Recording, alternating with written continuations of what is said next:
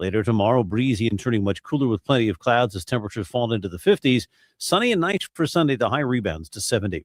From the Saliga Heating and Cooling Weather Desk, I'm AccuWeather meteorologist Joe Lundberg on 104.1 FM KMOX. Right now, it's 81 in St. Peter's, the same in Florida, and we have 79 degrees downtown at the Arch.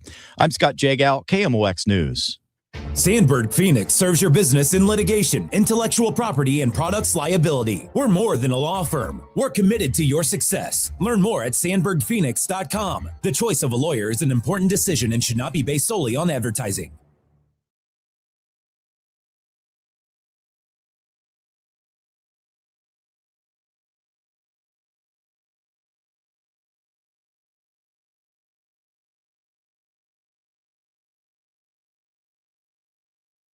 The Dave Glover Show is sponsored by the Michaels Flooring Outlet, the flooring experts. IGotFloored.com.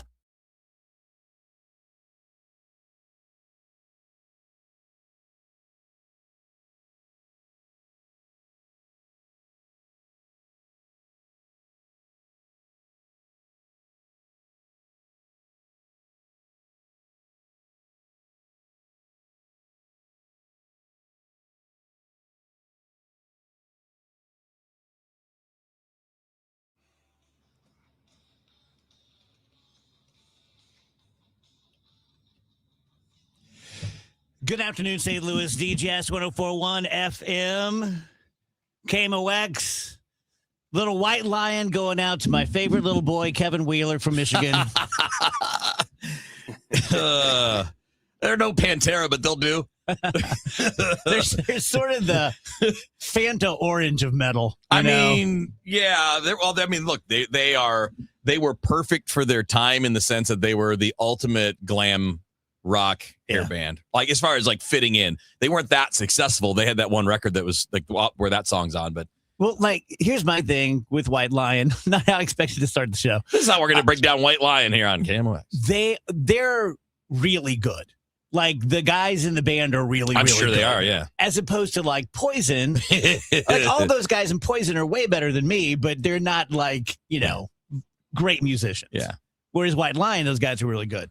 So many of those glam bands had really great musicians. Yeah, I think a lot of times. Extreme, another great band. Extreme was a great band. Saw them live. Did you? In Fort Lauderdale at a small club back in like 1990, 91. Nuno Betancourt can really shred. He's great guitarist. He's stupid. Gary Sharon's okay. I have a bad taste in my mouth about him from the Van Halen thing. Everyone does. And it's not his fault. No. It's not his fault. He got an offer to sing for Van Halen and he took it. That's right. And anyone would have. Yeah. It's just they made a bad choice. It's not the right fit. Yeah. He was the right fit for his band. Yeah. Rach, what's your stance on White Lion? I think they could use a little less white and a little more lion. Yeah. I think they should try telling the truth. How about that? Mhm. What they needed to do was have another guitarist. Yeah. They needed to be a little bit heavier. Yeah. A little bit. Yeah. Although they were very radio friendly. Like, for the time, that was the kind of stuff that was playing. Like, that song was a big radio hit. Yeah. Yep. Everyone's excited that we're streaming. Yeah. We usually have no stream Fridays, but we've cheated you out of a couple, so why not? We did, or did the technology did? Technology. Technology. I don't think we've cheated them out of one, like, upon our own volition in a while. Yeah. So. Plus, you got, the time next week. You don't have to be on the stream. Yeah. That's right. Yeah. 10:15 tomorrow. Wheels up. Nice. Heading down to Jupiter. Nice. Yeah, I'm excited. And then I was just telling these guys at lunch last night, I'm at home just chilling, and my phone goes off, and I look, and it's Ricky Horton, and I'm like, okay. Yeah, it's baseball season. My friend's texting me. Okay, here we go. And so I open it up, and he's like, hey, Glove, I hear you're coming down for spring training. Can't wait to see you. I need one more guy for a foursome to play golf on Monday morning. How you feel about it?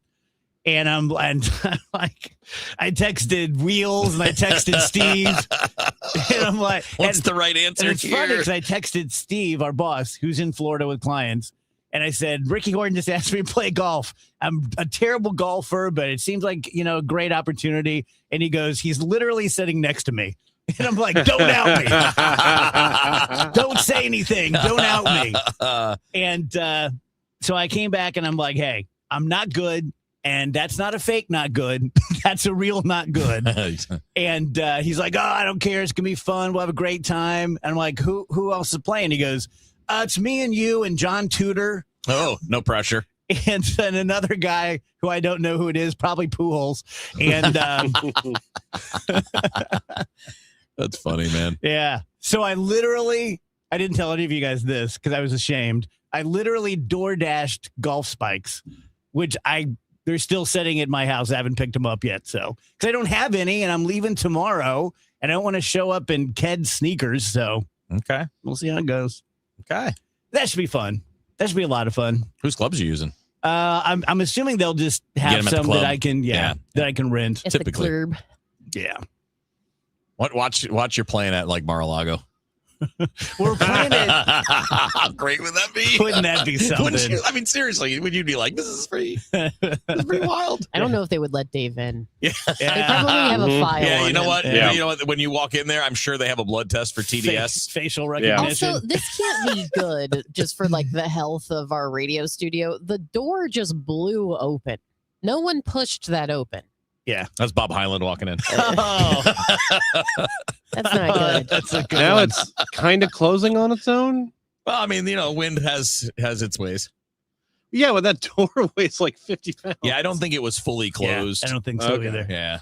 And then I also found out that we are going to, and I'm really excited about this, me and Michael Kelly and Ackerman Wednesday night, the night before we come home, are going to Miami to see Dominican play Venezuela in the WBC. Dude, Welcome to Miami. you can't. I keep telling you this, and I'll just say it on the air. You have no idea how cool that's going to be. Yeah, I'm super excited. It is going to be like a giant rave, but but baseball themed. I'm known for my raves. Music. They're going to be chanting. That will be such a fired up crowd. I guess I'll root for whoever is surrounding me. I mean, you just probably pick the Dominican because they're probably going to win. Yeah. You root for the winner. So yeah, that's going to be my week. That sounds pretty great. I'm a nervous flyer. Don't forget to bring your foot putter. Yeah. Oh, trust me. Look, that ball's on the fairway. What do you know? So I'm a nervous flyer. Everyone knows that who listens to the show. And then we have like this gigantic storm blowing through late tonight. And supposed to be out of here by 6 a.m. I fly at 10:15. But I feel like I'm flying right into it. So nothing Xanax can't take care of. Yeah, you'll be fine. You'll be fine. You can get safely down to South Florida and have a good time. And tonight is my daughter's 21st birthday shot night. Uh-oh. All of her homies came from various schools to KU to Oh, be with boy. her. Isn't that cool? That is really cool that Yeah. I guess they're all somewhat drivable. Like some Mizzou kids and things like that. Mizzou, Okay. Missouri State. Okay.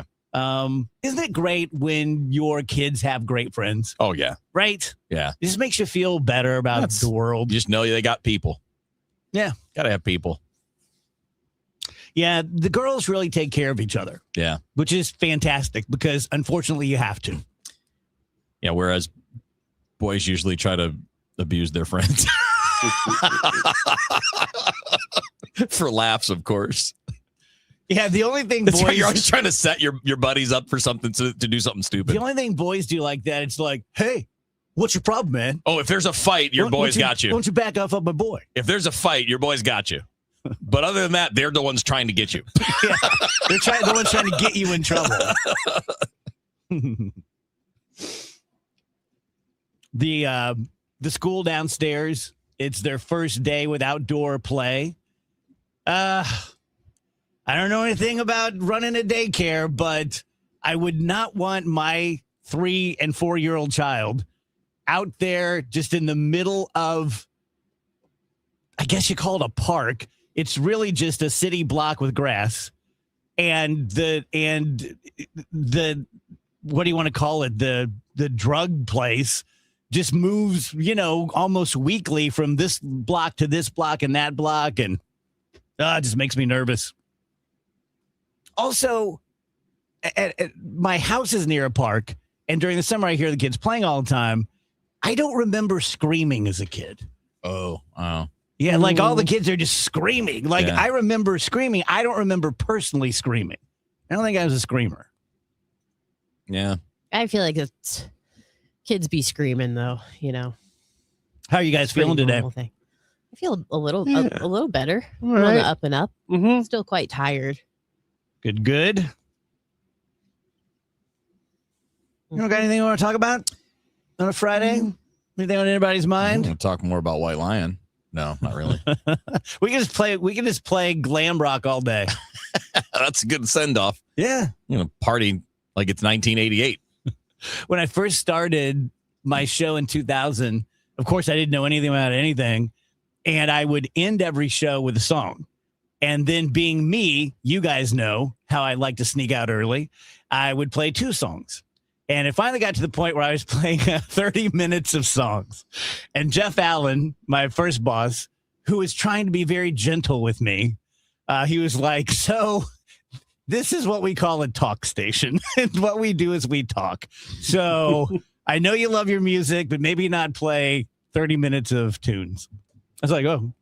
Okay, speaking of songs, have you guys seen this trend on social media where people will like pretend that they wrote a classic song and play it for their friend or family member who Oh, that's doesn't know funny. the song? Yeah, it's really funny. And I saw one last night that was so cute and adorable. So this woman who is doing it, she's got to be a performer of some kind because she has a great voice and she can play all these instruments.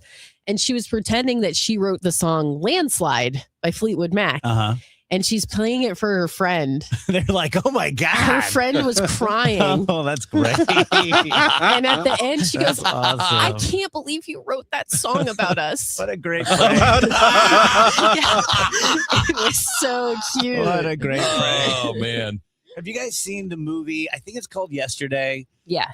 Yeah, where the guy, something happens and they switch timelines and he's only one of 3 people in the world who remember the Beatles. And he's a fledgling musician. He just starts playing the whole Beatles catalog and people are just blown away. It's a move. I wouldn't say I'm not above it. If I No. were in that situation, I'd be like, this one's called I Want to Hold Your Hand. Yeah, I always think that I've never stole a joke in my life, but I always think that when I see stand-up guys and I'm like, oh, if I had that material, I could do that. You know what I mean? Like the material Yeah. to me is so 80% of it. Being able to, I could deliver it on stage, but just like Shane Gillis and those guys, just kind of next level. I'm just like, damn, it's so good. Yeah. And typically the best bits to me are the ones that they're right there. It's like, it's right there. Like all of the Richard Jenney stuff and Seinfeld stuff was pretty obvious, Yeah. but they're the only ones that get to it. So Yeah, and it's also the science of it, right? There certain words are funnier than other words, and those guys all know that stuff. yeah. And then they run it by their buddies. Like it's a really cool community. I love the collaboration that I hear from those guys. Yeah. About all the people they know and how they'll bounce things off each other. Yeah. And you get some feedback like, that's not going to work. But how about this? Try this, and then you kind of put it all together. When I started doing stand-up, I'm not, if you've seen my stand-up, I'm not much of a setup joke kind of guy. It's more storytelling Yeah. and just kind of riffing. But I did learn that you really do have to be bigger on stage than you think. Like I'm not a big personality on stage. In fact, I kind of shrink, I think. But if the punchline to the joke is, oh, that's my nose, I learned you have to go, well, that's my nose. You know what I mean? You have to you have to let people know with your voice that this is supposed to be funny. Yeah. You know what I mean? Beauty. Good time. That's a really, it's like most anything, you think about what you see on stage at a concert, you see what you see on stage from a comic, you see what you see at Busch Stadium on the field, but what you don't see is the hundreds or thousands of hours of work to get to that point. Yeah. To get to that point. Like, think about it, like just as a baseball game, those guys probably spend 4 to 6 hours prepping for each game. To play 3 hours. Yeah. Between lifting, stretching, BP, throwing bullpens, doing drills with your coaches on the infield, outfield, whatever, watching video, getting scouting reports, coming up with a game plan, all that stuff just to play one game. Well, it's like this show. You know, we I do mean, our You're not we do wrong. our drills. Tip of the iceberg's what you see. We stretch for a good hour. Yeah, I don't stretch very much. I need to stretch more. You guys are trying to get me to, though. I get it. I appreciate you as teammates. I love doing show prep, though. I don't know about you guys. It's pressure because it's sort of like being a closing pitcher, you know, that you have to have a short memory. If the show's not great yesterday, you just have to move on. You have to, start all over again. But I really do like when I get home and I get settled and pull out the notebook, pull out the iPad, and just like, okay, here's what we're going to do tomorrow. Mm-hmm. Mm-hmm. Which, by the way, it's not a great day for us today. No? I didn't even fill one page. Uh-oh. Oh, Yeah. we'll be fine. It's a Friday. That's true. You are right. And it's a Friday before Plus, we I got take Bernie, we got Alvin, Tony Scott. off. What do we? It's going to be a good day. You don't need anything else. Yeah.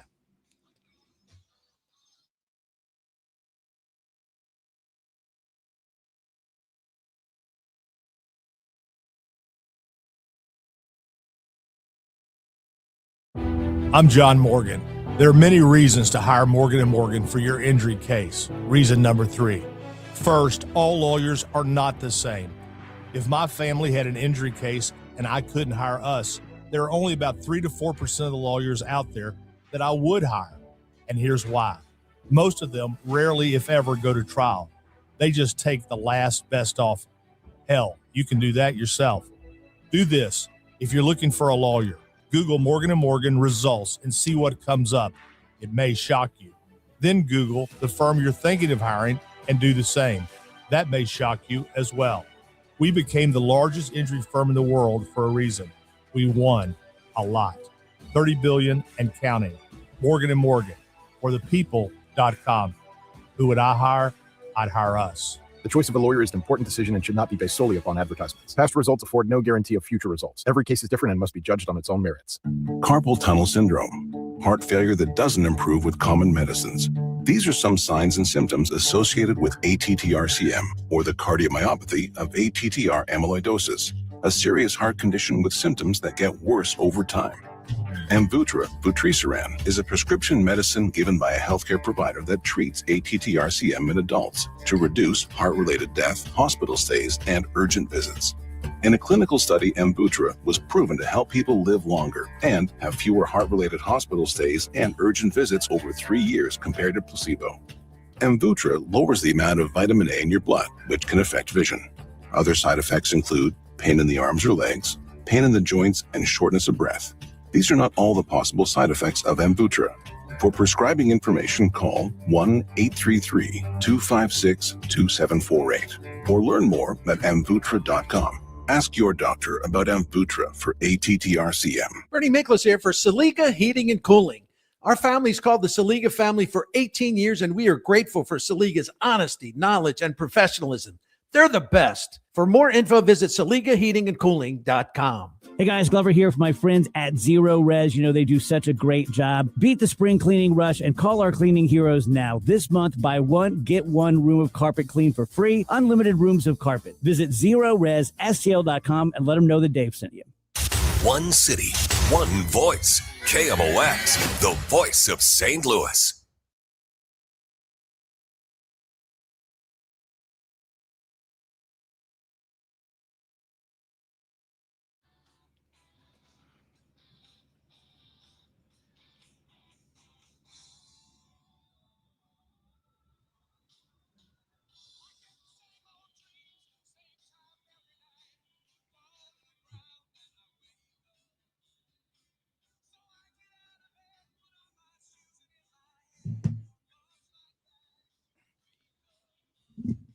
Welcome back, DGS 122. Happy Friday.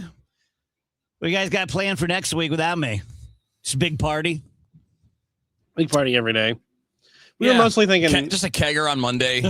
well, we got the silence hour where we just sit in silence and just kind of Sure. look at each other. We're gonna do. I think we're gonna do that probably every day. Is that the same Like a hour feature. as the We Missed Dave hour? No, that's the crying. Well, we also call that the crying hour. So that's we'll probably do like 2 p.m. crying hour, 3 p.m. silence hour, Well, that's to recover, right? Good point. Yeah. 4 p.m. replay crying hour.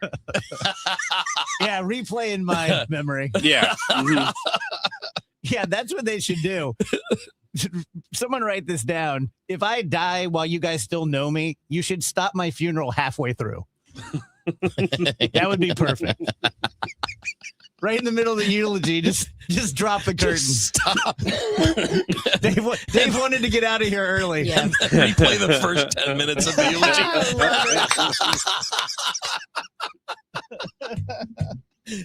With music. That's great. Oh. That's really funny. Oh. Unfortunately, I'm not sure enough people would get it. Right. There'd be people like, what? This is rude. So we're flying Southwest tomorrow, and I have a Southwest story. Southwest is now only cleaning premium seats between flights. What the hell, man? Yeah. Okay, it was a cheaper hotel. We're only going to clean the bathroom. The bedroom's all you. Right. Yeah. So they're not cleaning like the regular seats anymore? No, I guess they clean them at the end of the day or something. But in between flights, they only clean the premium seats. Dude. I know a lot of people listening will be like, we don't need more regulations. I think we do on things like this because the airlines, you can't just go start up an airline. Right. Who's got a fleet? Who's going to get the space at the airport and schedule it's like these things have been in place. These companies have been in place for a long time. They are a very important part of life because it's the only way to travel long distances in a reasonable amount of time. We do need to be cracking down on them a little bit as far as here's the basics that you need to provide. If you're going to be ripping people off and charging more money and charging for things that, why am I paying for a seat? Cleanliness what is my important. ticket? What is my ticket for other than a seat on your plane? Right. And then you're going to charge me extra for the seat assignment? What are you doing? Well, it's just going to be interesting to see because it would appear Southwest has completely changed their brand. Yeah. Completely. Yeah. They went from hey, we're affordable and you get all these perks and you don't have to pay too much money. And that's kind of the only reason you would ever want to fly with Southwest to now it's oh, well, we changed all of that. We're just like everyone else. Yeah. I just don't get it. We'll see how it works out for them. But I'm sure the decision to only clean the premium seats is so that they can turn the plane over quicker and maximize profits. But if people are going to stop using your airline because you changed everything about yourself that made yourself special, I don't know what's going to happen. My guess would be is they're going to cut back on the workforce of people cleaning. So instead of 2 or 3 people cleaning, it'll be 1. And they only have time to do that front little cabin. So everything else is just left. Well, if I'm flying through bad weather tomorrow morning, premium or not, I know one seat they're going to have to clean up. I tried to give Michael Kelly a warning since we're flying together tomorrow. I'm like, hey, just so you know, and I'm being, semi-serious about it. I'm like, just so you know, I'm not a good flyer. I almost crashed one time. And he's like, yeah. And he just walks off. I'm like, it's so Michael Kelly. He flies pretty regularly. So yeah, I think so. Yeah. I always think like this. This is very morbid. But tomorrow it's me and Michael and Ackerman all going down together in the same flight. I'm like, if that flight went down, you know what I mean? Or if I see a baby, I know that flights go down with babies, but somehow when I see a baby, I'm like, well, God's not going to kill the baby. So I'm probably okay.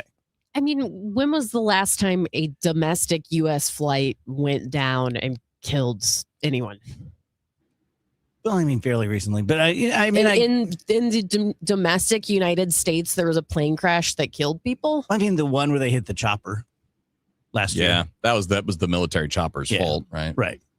Yeah, I honestly, I'm saying statistically, there are thousands of flights a day. No, you're way more at risk on the highway for sure. Mathematically, especially Highway 70. Yeah, that's 77,000 times the chance of bad things happening. Even though I'm 61 and I've been flying since I was 21, I still am. I fall victim to the thing where when you're up there, you're like, this is so unnatural. I'm in a metal tube, 30,000 feet in the air, going 400 miles an hour. This is so unnatural. So that gets me too. But like I said, I got Xanax, so we'll be okay. Tomorrow afternoon could be kind of bad once we get there.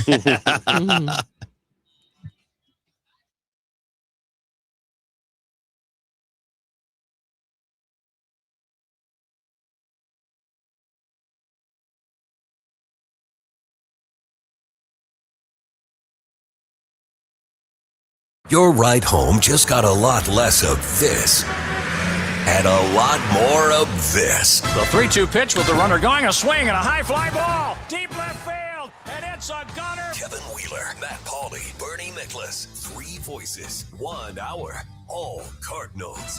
From roster battles in Jupiter to pennant races in St. Louis, the Redbird Rush Hour delivers. The Redbird Rush Hour, weeknights at 5 on the voice of the Cardinals, KMOX.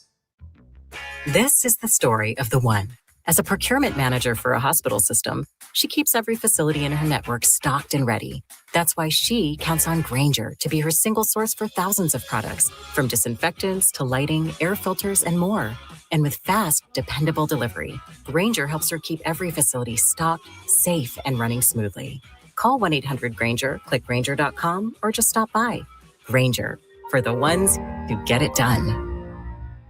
For 100 years, KMOX has been a part of St. Louis. Now, those moments live on, preserved, remastered, and ready to be heard again.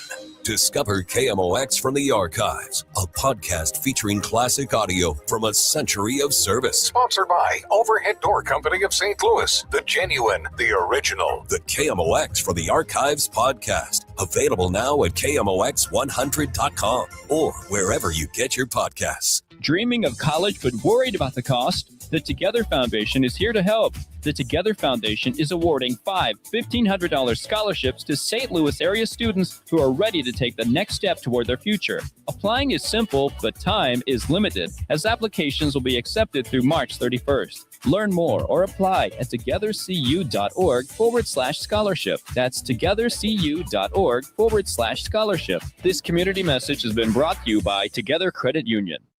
Here's Dave Murray's weather forecast. We are ahead of a cold front all afternoon. We're partly sunny. It's breezy to windy. It's warm and more humid, but I don't think we see much more than a spot thunderstorm.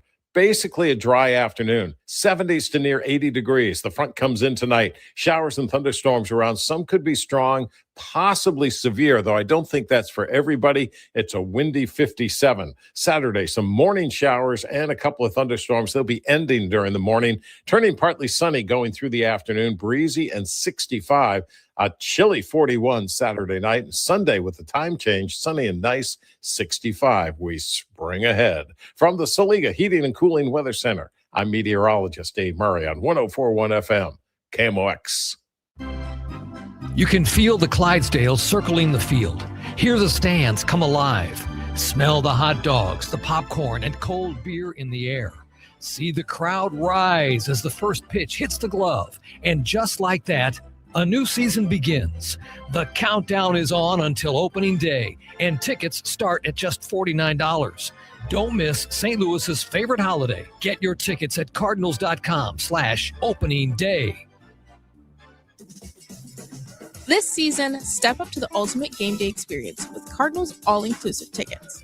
Enjoy a full buffet, complimentary bar, and unbeatable views inside Busch Stadium. It's great food with great company for every pitch, hit, and home run. Choose your experience in the Budweiser 703 Club, UMB Champions Club, Proficient Red Jacket Club, and more. See the game like a VIP with all-inclusive tickets. On sale now at cardinals.com/tickets. Rush Hour Sports, Matt Pauley, Kevin Wheeler with you here. Bernie Nicholas joins Rush Hour Sports tonight at 5 on America's Sports Voice, KMOX.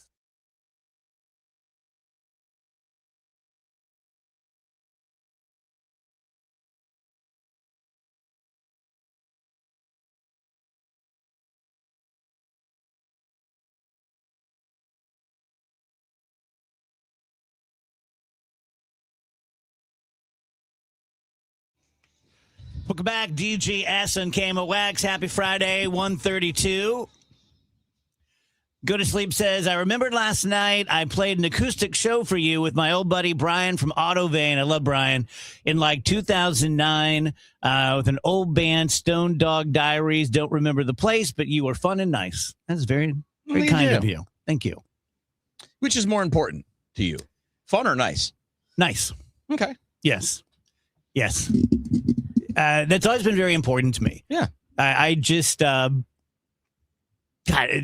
it's not virtue signaling because it's just basic human decency. Right. But I've always hated, and I've never been a big enough celebrity to have to worry about this, but I've always hated people. Hate's a strong word. I don't respect people who treat people differently based on who they are. Amen.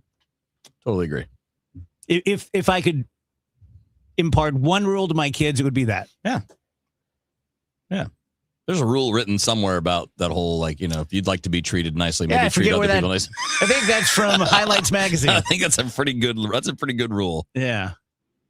To me, it always impresses me when I meet someone like a big deal to me, and they're like a normal dude. Yeah. That's so cool. It always interested me when you hear like, oh, I met this celeb and he was a jerk or whatever. Yeah. Because it's like, it's so easy to be nice, and then you get so much free PR out of it, because then they tell everyone they know, oh, well, I met this person, they were so nice. What do you think, Rach?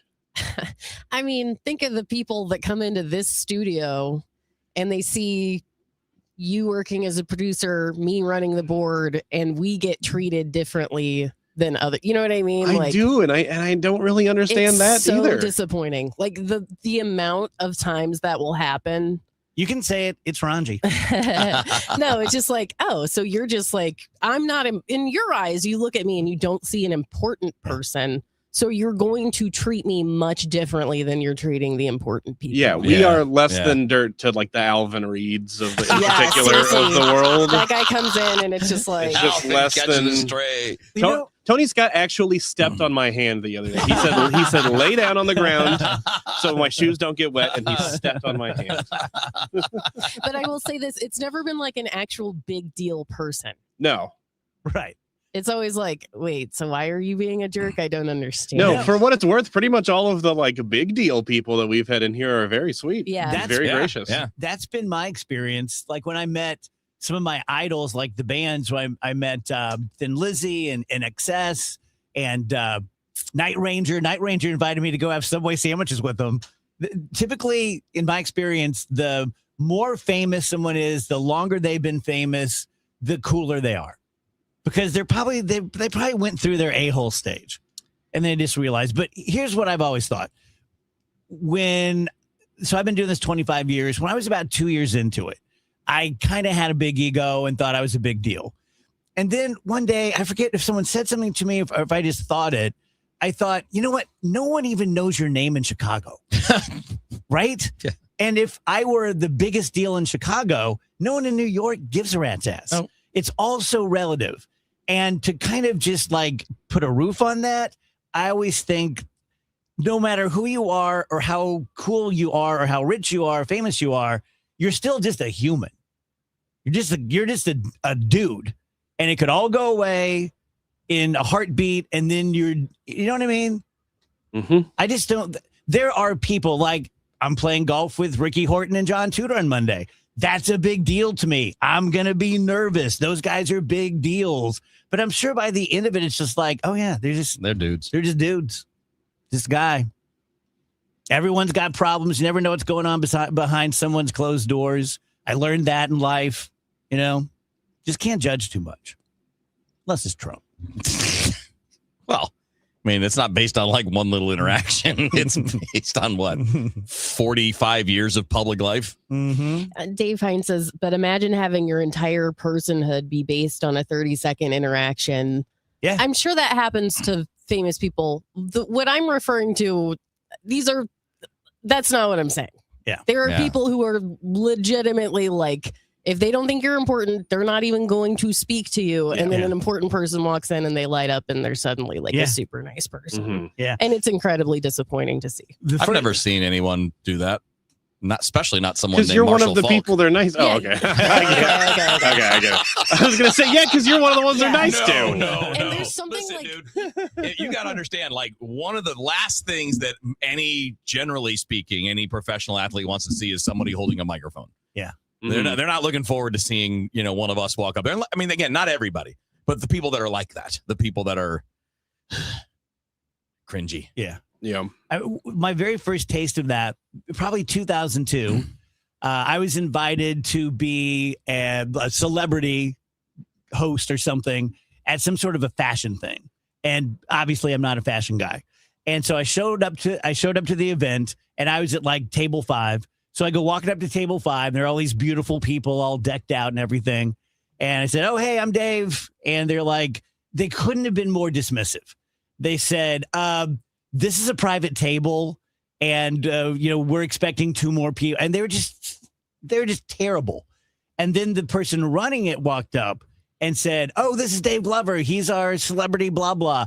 And I just watched their faces change. And they're like, oh my. Come here, buddy. Oh, my gosh. Please sit down, blah, blah, blah. And I was just like, okay. You just told on yourself. This boy's from South Roxana. Yeah, totally told on yourself. We were at dinner the other night. Nick does great impressions. And he does obscure impressions. And he was doing his Werner Herzog impression for us. And I said, I'm so glad that I was born in the same era as Werner Herzog. Now, he's not a big deal to me, but just kind of a throwaway thing. But I thought that'd be a good topic for the show and for the people on the stream. Who are you glad? Like, I lived the same lifetime as John Lennon and Johnny Carson and, just all these amazing people. Who are you glad that you got to be in the same era as? Probably the Rizzler is my number one. Yeah. Kind of goes without saying. I'm glad I get to watch the Rizzler grow up. And I will outlive him too, which is why I feel confident that it will be self-contained. Oh, that's terrible. Let's see the Rizzler, the world's youngest coach. Yes, Tiny the situation. Baby Gronk. Baby Gronk, of course. Yeah. I mean, Hawk Tua, girl. yeah. It's a privilege Haley to have Welch, been around when all It's those quite a lineup. legends are around. Can you imagine getting to heaven? Chelsea, Hawk Tua girl's friend, who does the podcast First with her. thing he says, like, "Where's the Hawk Tua girl?" Yeah. We got the Costco dad and the Costco son. Thank Yes, God. AJ Thank and Big God I know who Justice. those people are. We just had the 2-year anniversary of the Costco guys video. Mm-hmm. I've never seen a single second Yeah, of it. neither am I. I feel kind of bad for them because they've fallen off Well, pretty dramatically. That was not a sustainable thing. Yeah, I was It going to was say not. that's not really like a long-term plan. Yeah. Unlike the Rizzler. Unlike the The Rizzlers, yeah. We just got a Prevail. comment from Joni Stanley, who I graduated from Roxana with. She said, "You know, it would be super nice if Dave would come to his class reunion. I'll do anything that Joni Stanley tells me to do, even though it's been, 40-something years." And Joni, I don't know if you knew this. I've told this story before, but when we went to our 20th reunion, my 20th reunion, Maureen and I, and Joni Stanley, who I had a giant crush on, got up and she's like, "Hey, I don't know if you guys know this, but we have a big celebrity in our class. Dave Glover is a very famous stand-up comedian," which I was not. And she's like, "Maybe he'll come up here and do a few minutes for us." And I stand up and I look back at Maureen and her face looks like Maureen's about to leave. It Like, looks, what's gonna It looks happen? like the Scream painting. She's like, oh no. But I went up there, I took that mic, I went up there and I did a solid 15 of just like, "Hey, remember when Julie Coates, blah, blah, blah." And everyone was laughing. I came back to the table and Maureen goes, "I don't even know you." What was that? Like, that was Joni Stanley. That's what that is. Yeah, Joni, I'll be at the next one, whatever it is. Yeah, that's one of those deals, though. Like, when you're in that, even like, just as an example, if I was at a thing like that, at a high school reunion like that, I don't know that Susan would want to go. Because you don't know the people, and, I and wouldn't like, you wanna get a go lot with of you. inside jokes, and Yeah. you're not going to understand the words that we're even speaking. Worst person for that ever. Probably because I'll snap right back into being 16. Yes. Yes. Not a big snap for you. No, it's not. Only a couple of years. And everything would be really inside. You're not wrong. It's tough though. Like in a normal environment, it's easy to mix friends. You're right. Like, my wife's friends from high school are my friends. They're my friends. I mean, they're people I hang out with a lot. I talk to them all the time. And it would be that way with my friends if we lived near them, right? The only problem is there's that gap. But when you're talking about the large group, it's a little tougher. Yeah. Right? I mean, like in in that, when you don't see people a lot. Yeah. Because what are you going to do when you see old friends? You're going to flash back to when the last time you're all hanging out together. And then the other person is not a part of that. Mm-hmm. So by nature, it's just a little bit weird. Yep. Want some boob news? What? Yes. Yeah. A study says that they figured out why human beings' breasts are bigger than the rest of the animal kingdom. I guess I never thought of that before. Like, you don't see a chimp with a big rack. Not often. Hang on, let me Google. I need to Google some stuff. Chimp, giant boobs. Angel's like, National Geographic. It says that it's we evolved bigger boobs to keep our babies warm. Oh. That just sounds like a guess. Makes sense. So then why doesn't Because we're everyone hairless. have giant boobs then? Who? Oh, everyone? Yeah. Good point. That's a good point. It's like only some gals have them. And no one's keeping their baby there. No one's like putting their baby in between. In between. It's like when people tuck their cash in their Yeah, bras. exactly. The baby's just facing out and just stuck in between. Yeah, like a shopping cart as you're walking along. Man, that was always the grossest when a customer would hand me cash out of their bra. That happened? Yes. At Radio Shack that happened? Dude, did you ever come into my Radio Shack? That's true. That is true. And it'd be all like damp from their boob sweat. And I'm like, all right, thank you. Yeah, they've been mall walking and eating Cookie Factory all day. I thought that was just a movie thing. People do that. People do that. People do Yeah, that. I thought it was just like, they invented this for movies to make it look cool and hot. And it's like, It is not cool and and then hot you in like hear person. these stories and like people. It's Wait, upsetting. hold on, people do that? I remember when I was kind of coquettish and I would try to get a rise out of my mom. And I said, I don't know how old I was, probably 14. And I said, hey, did you breastfeed me? And my mom said, God, no. And I said, oh, were you not able to? And she just, so Francis Glover, she just straight up goes, no, I didn't want to lose my figure. It's like, damn, that's cold, sister. And you left me with a boob fetish. I mean, I don't you know. sure that's why? I don't know. You sure that's why, Dave? Yeah, I think you're on that path I regardless. think there were a lot of dudes that were on breastfed that have the same thing you do. Well, either way. I don't even think boob fetish Yeah. is an actual fit. Like that's I think that's just a normal. oxymoron. That's a boob very fetish. good point. I think that's a normal. Or it's Hang on. All my No, don't Google Google that. redundant. It's redundant. all my Google tabs You're right. are whale with big rack, It's redundant. That's a good point. manatee with big boobs. Oh boy.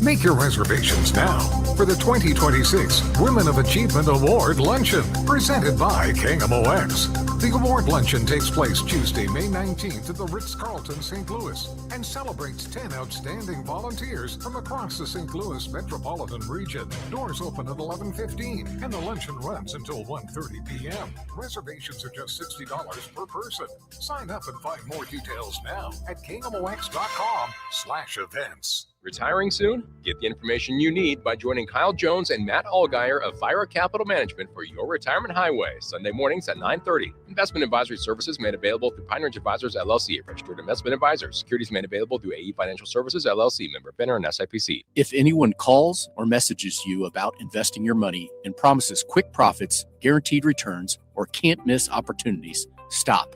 Don't fall for the call. I'm Denny Hoskins, Missouri Secretary of State. Our office regulates investing and works to protect investors. Call the Missouri Securities Hotline at 800-721-7996 or visit MissouriProtectsInvestors.com. Paid for by the Missouri Investor Education and Protection Fund. This is a public service announcement. This is the story of the one. As a procurement manager for a hospital system, she keeps every facility in her network stocked and ready. That's why she counts on Grainger to be her single source for thousands of products, from disinfectants to lighting, air filters, and more. And with fast, dependable delivery, Grainger helps her keep every facility stocked, safe, and running smoothly. Call 1-800-GRAINGER, click Grainger.com, or just stop by. Grainger, for the ones who get it done. The 46th Builder St. Louis Home and Garden Show, presented by James Hardy, is back. This St. Louis tradition returns to America's Center March 6th through 8th. Shop hundreds of local companies for home improvement deals. Find ideas, inspiration, and expert advice. Bring the whole family to watch the adrenaline-pumping off-axis stunt show and the canines in the clouds frisbee dogs. The Home and Garden Show is back at America's Center March 6th through 8th. Details at stlhomeshow.com. At Graybar, we know your time is money. That's why our services go beyond parts and products. With kitting, pre-assembly, wire carts, and Graybar smart reels that keep you moving. We stage materials and manage logistics so you can spend less time sorting and more time installing. And with locations nationwide, we deliver when and where you need it, working to make your job easier every step of the way. Yep, Graybar does that.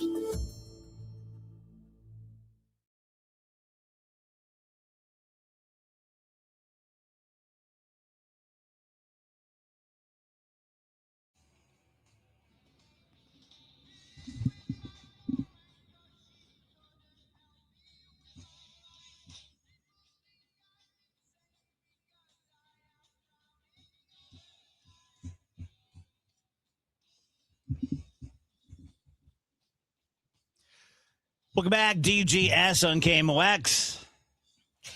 Hey, Dave. Yeah. Since you brought up Werner Herzog. Yes. He did a film called Happy People that I think you would really like. I did like it. You watched it? Yeah. It's very cozy. Yeah. Yeah, we're talking about that yesterday. Sometime this week, I talked about Jeff, the Bear Man Watkins, who's afraid of bears. Grizzly Man. And, no. Okay. Yeah. Now I remember. Sorry. But Werner Herzog did that movie. Grizzly Man. About the guy that got mauled. Timothy Treadwell. Yes. That movie was amazing. It was. Like, just like, first of all, the whole time you're thinking, this guy's nuts. Yeah. Do you remember the scene where he's... It's either in the movie or he told the story in an interview where he gives that guy's wife or family or something the tape.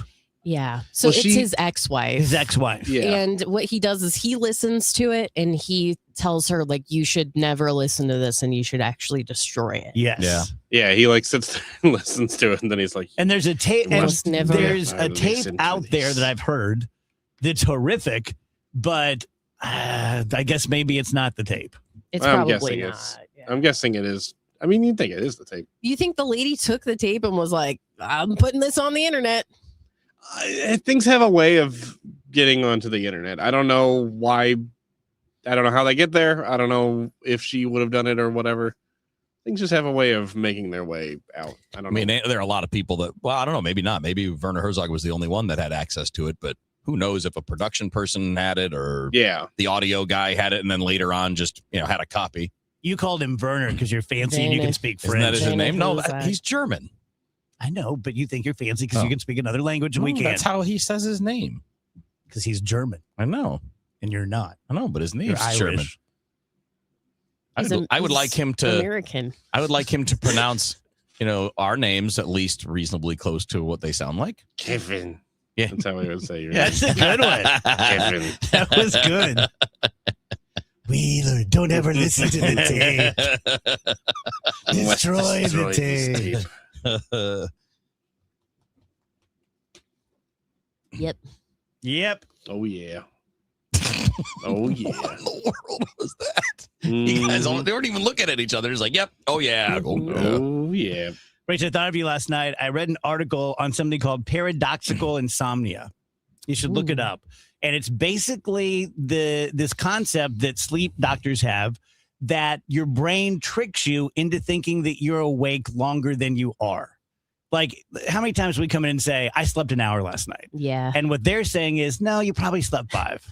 Yeah, because nobody tell Kurt about this because I'll be sleeping for 2 hours and then I'll be like, I haven't slept. He's like, you were literally snoring. I filmed you snoring. So don't say you didn't get any sleep. No.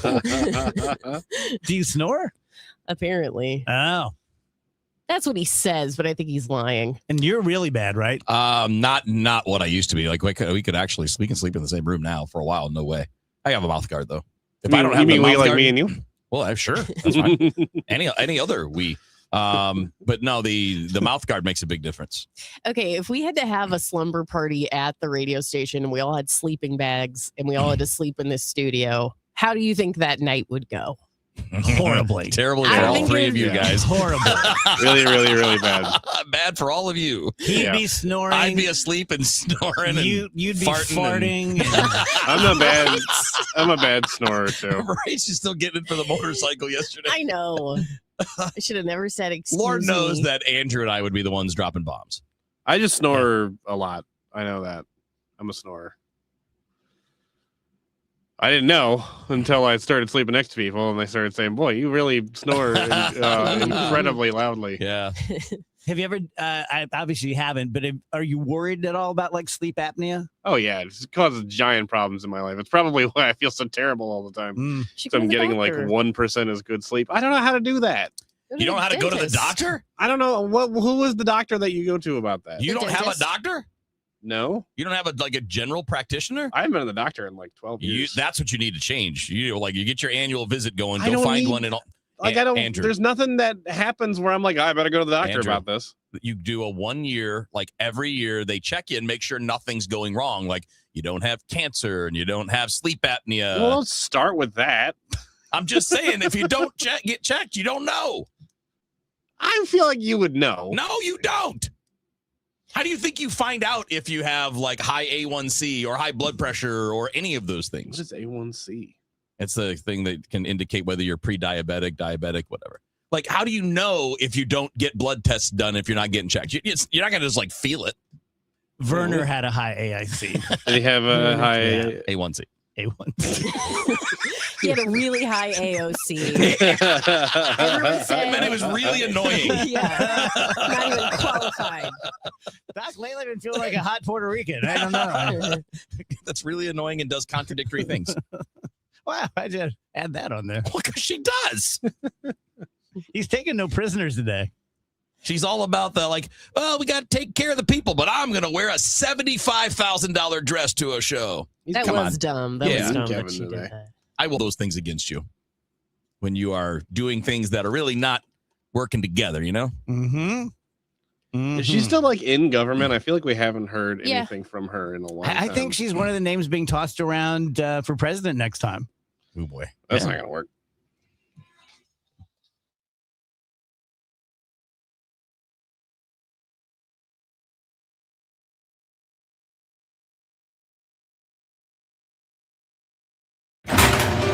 "100 years. That's how long Overhead Door Company of St. Louis has been repairing and replacing garage doors. A century of trust in St. Louis. Always look for the iconic red ribbon of Overhead Door Company of St. Louis for same-day repair service and no extra charge for evening or Saturday service.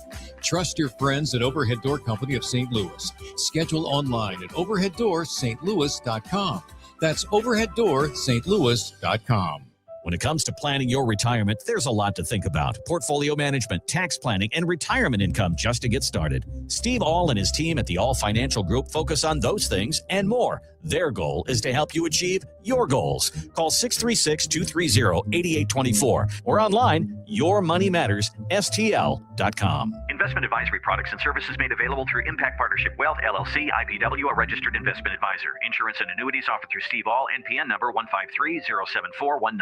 Real estate investing isn't just about numbers. It can change your life. At Lifestyles Unlimited, we teach you how to invest in real estate with purpose, real-world strategy, and a focus on income you can build over time. Many of our members start to see how the right investment can create income, stability, and even improve communities. Join today for just $297, a 60% savings off the regular price. Text radio to 88007. That's RADIO to 88007. Presented by Lifestyles Unlimited. Looking to build your dream home? Lombardo Homes has become synonymous with quality, luxury, and customization, offering thoughtfully designed homes in the area's most desirable communities. And for the month of March, we're giving you even more room to live. For a limited time, receive a free finished recreation room in the lower level, perfect for entertaining, movie nights, a home gym, or whatever fits fits your lifestyle. This special incentive is available in select communities and only during the month of March. Visit LombardoHomes.com to explore and be sure to ask your sales manager for details. Veterans and active duty service members, when your call to service ends, your mission doesn't have to. Go from GI to IT in just a few months at My Computer Career. Prepare for a high-demand career in cybersecurity,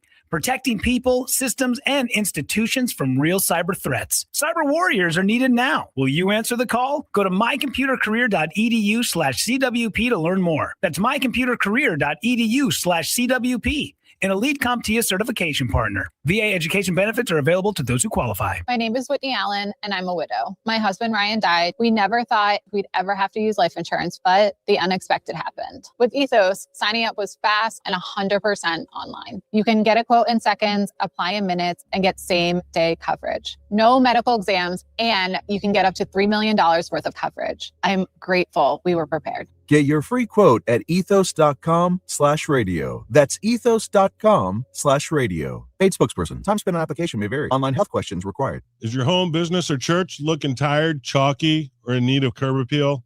Go Rhino. Tired of painting year after year?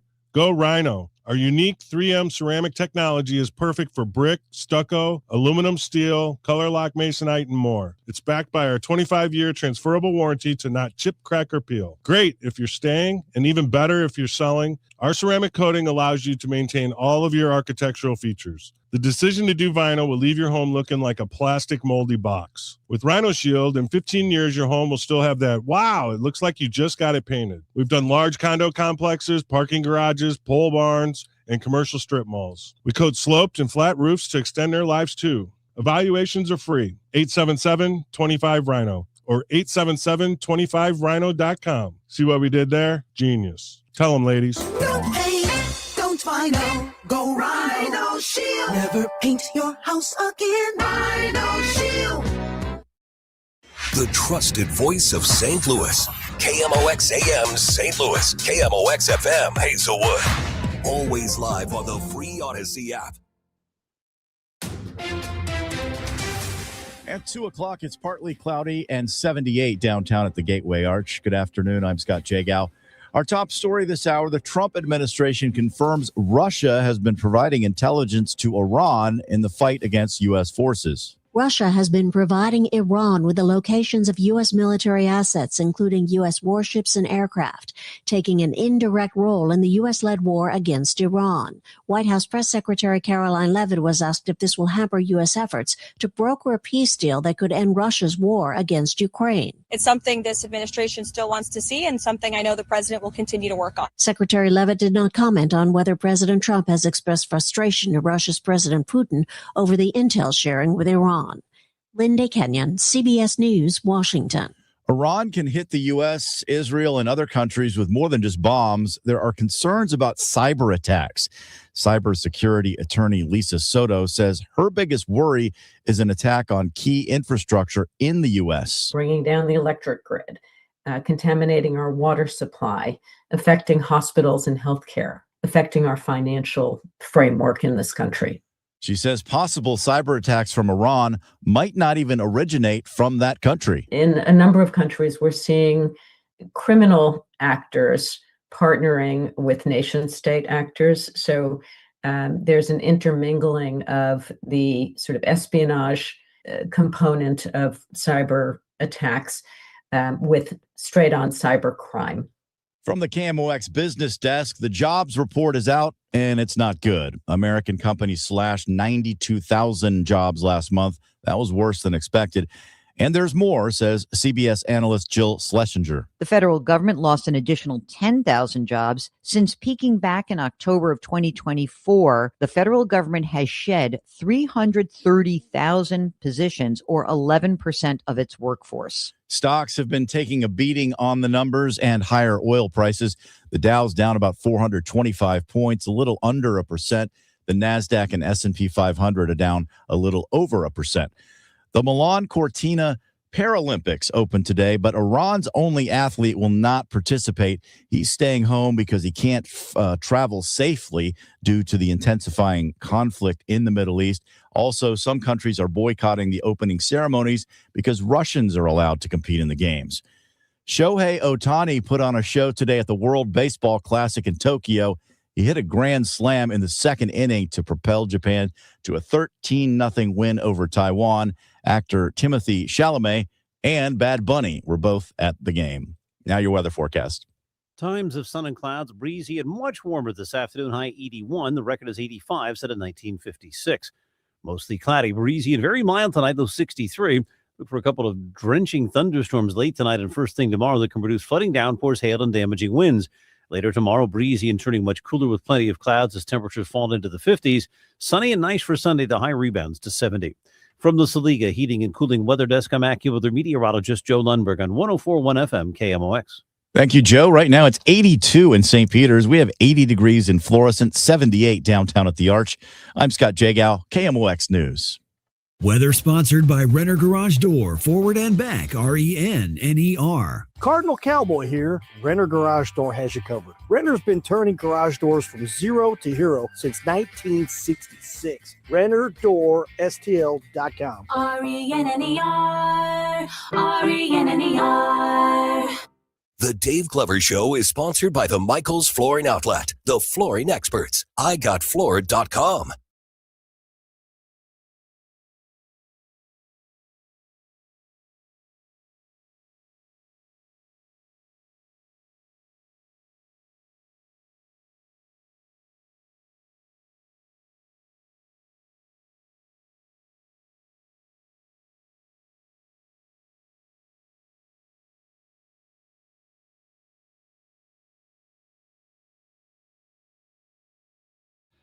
Welcome back, DGS. Happy Friday, 2:04.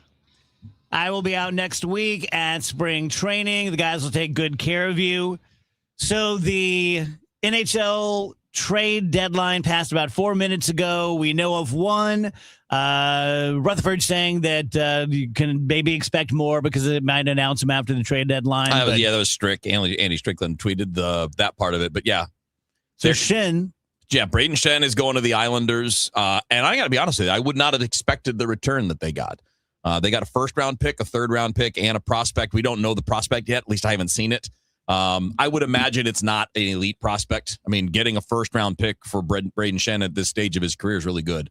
And it's the one thing that sucks about that, though, is like Shen is one of the few Blues players that actually gets it, that understands what it takes to compete and play and win. And so many of the other guys don't. And so far, and again, he's moving because of age and all that. Like, they're going to get younger. They're going to end up eventually doing what the Cardinals have done and kind of reset this roster younger because they're not close to being good. And we got a tweet from, about 9 minutes ago from Jeremy Rutherford saying that he doesn't think the Blues are done. Possibility of moving Falk to Detroit. And then he tweeted 4 minutes ago saying, sounds like it's happening. So they may have another trade coming. And again, moving Falk, I'm assuming the price would be really strong for him. I would assume the price for him is better than what you got for Shen because he's playing great. Most playoff teams need a right shot defenseman who can play on the power play and all that. So we'll see. So I barely understand the inner workings and purposes of the Cardinals rebuild. I understand it a lot better now than I did 6 months ago. I don't understand it all when it comes to hockey teams. Yeah. So what over the past several seasons, in your mind, has been the problem? So the guys that they had hoped would kind of take over as the centerpiece players, Thomas, Kyrou, those players, Buchnevich with the contract that they gave him. He's not as young as the others, but those guys just haven't figured it out. They haven't figured out what it means to be high-end competitive winning players that can lead a roster. They're very talented players. But they're not 22 or 23 anymore. I mean, they're getting to 26, 27 where they should be more stable. You shouldn't be wondering what you're getting night in and night out or week in and week out from players at that level. And when you're making the amount of money those guys are, it's not just them, it's more than that. But you don't have a top level like the contending teams. And if you look at the Blues Cup team and all of those contending teams around it, they didn't have a Sidney Crosby. They didn't have an Alex Ovechkin kind of player, but they had like 9, 10, 12 really good players, right? Like they were just really deep with players that were just below that level. So like an Alex Pietrangelo is probably he got a really good chance of being a Hall of Famer. And that's your guy that was he was your captain. He was I would say probably recognized as your best player, but Ryan O'Reilly was not a superstar, but he was awesome. And they just had so many guys like that.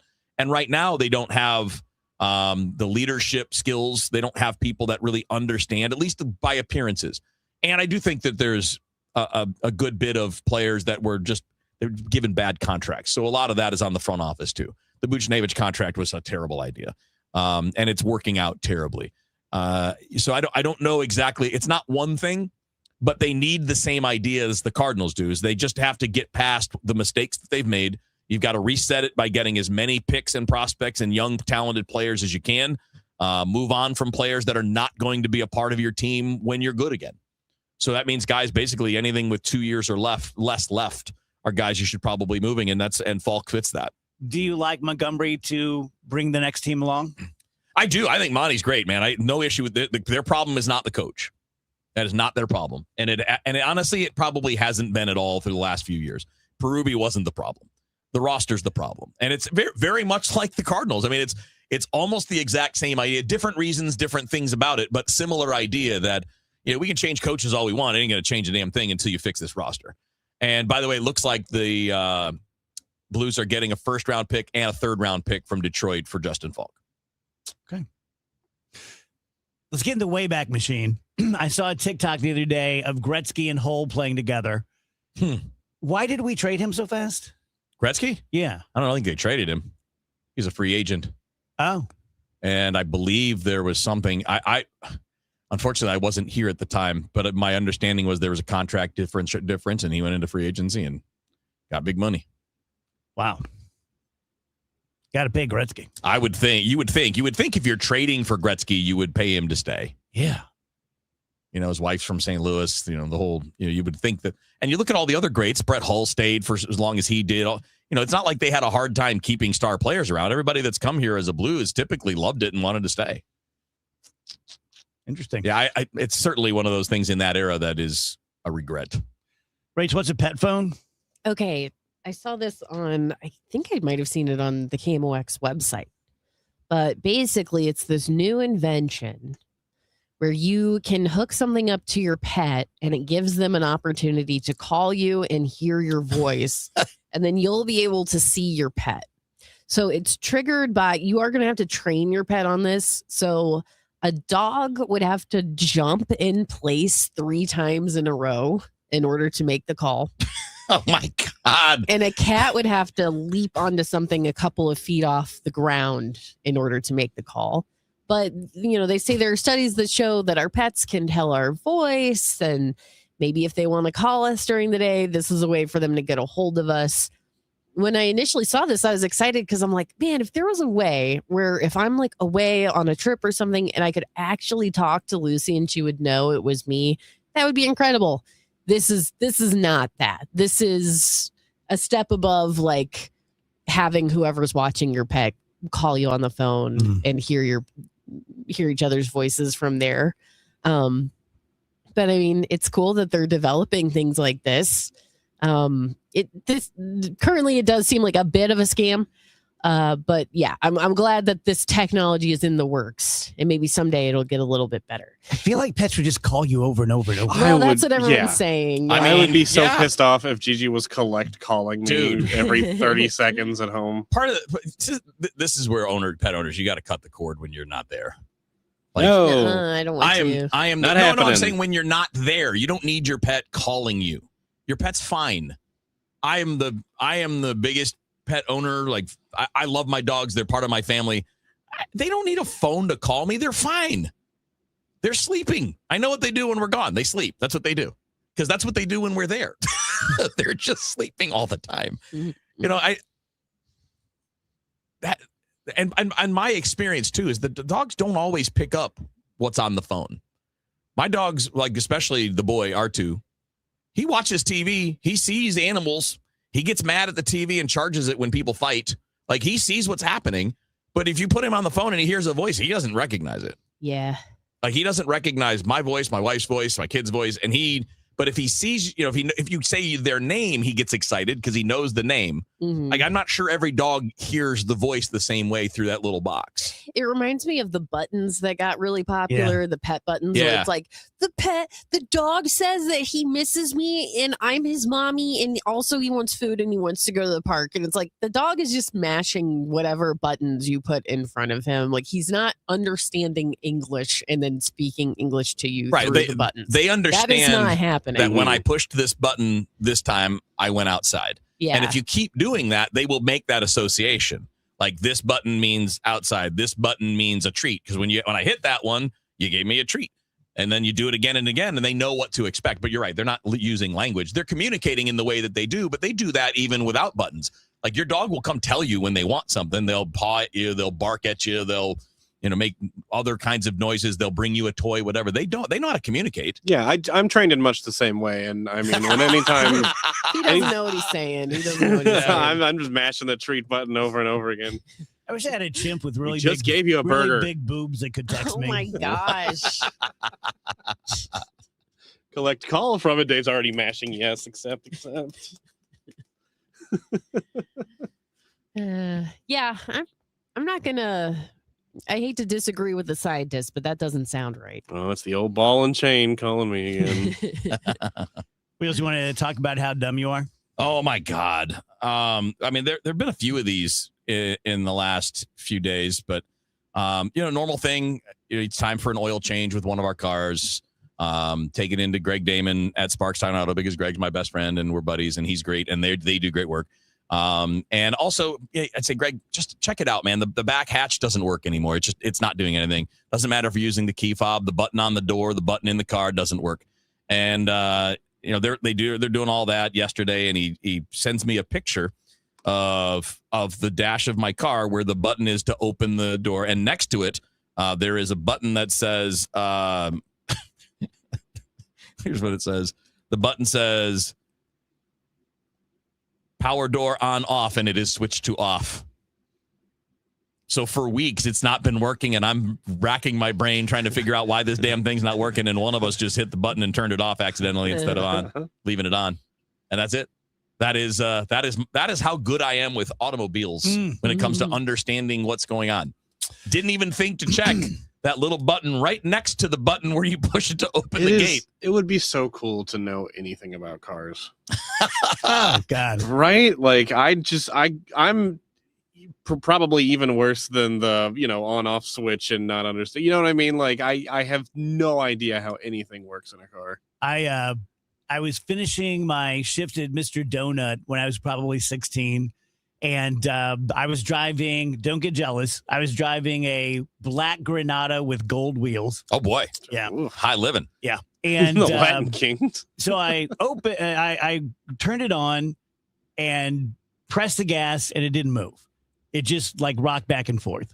So I don't know what the hell's going on.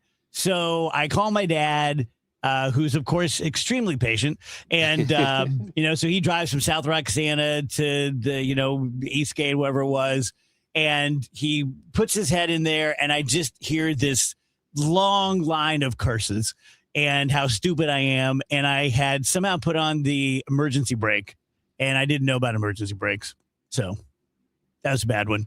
Another time, I was leaving, and my dad said, "You have gas in your car? Doesn't run on fumes." And one of the few times in my life, I'm like, "Come on," gave him a little pushback. Ran out of gas. Ran out of gas like an hour later. Man, that was one thing that made me feel better though when Greg sent me that picture, and I texted back, "Oh my God, I am an idiot." And he's like, "Well," he goes, "I've had people had cars towed to us thinking the engine seized or broke, and it just ran out of gas." Like, well, I mean, that only makes me feel a slightly bit better because I didn't notice that a button was pushed wrong. I remember getting in my dad's face one time because he was on me about like getting my oil changed or whatever. I was like 1,000 miles overdue for an oil change, 10,000 miles, whatever. And I just didn't want to admit I was wrong. So I was like, I think I would know, father. And then I think the engine died. I did that too. Hours later. Man, that was an exorcist laugh. Yeah, sorry about that.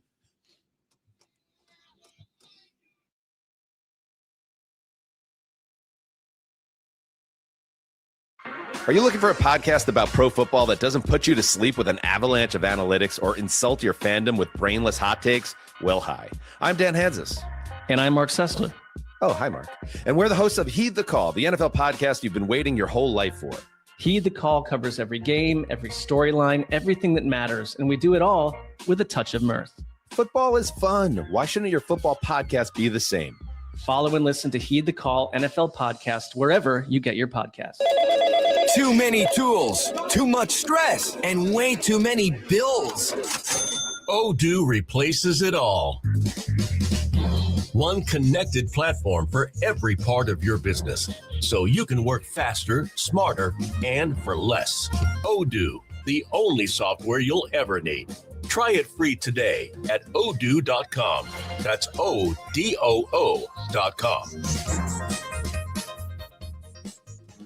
This is the story of the one. As a maintenance tech at a university, he knows ordering from multiple suppliers takes time away from keeping their arena up and running. That's why he counts on Grainger to get everything he needs, from lighting and HVAC parts to plumbing supplies, all in one place. And with fast, dependable delivery, he's stocked and ready for the next tip-off. Call 1-800-GRAINGER, click Grainger.com, or just stop by. Grainger, for the ones who get it done.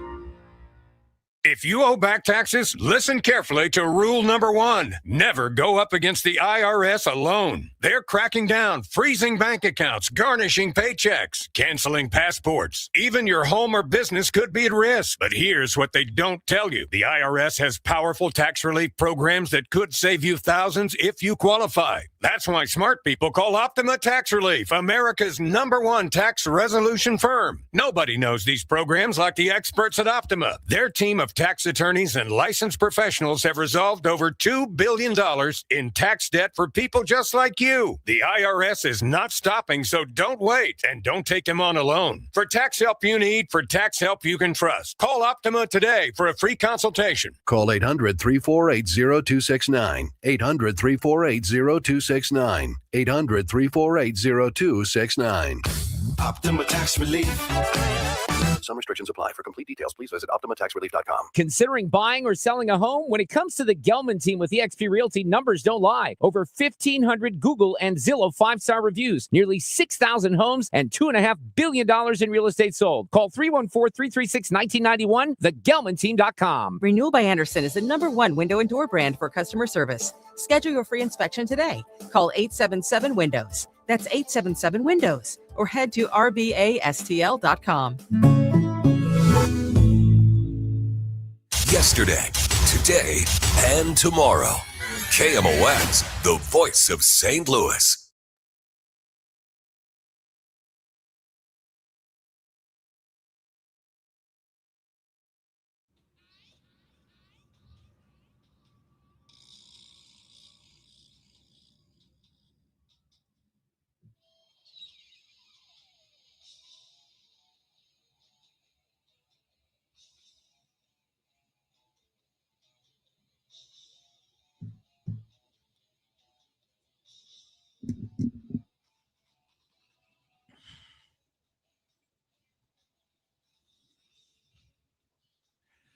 Welcome back, DGS on KMOX. Happy Friday.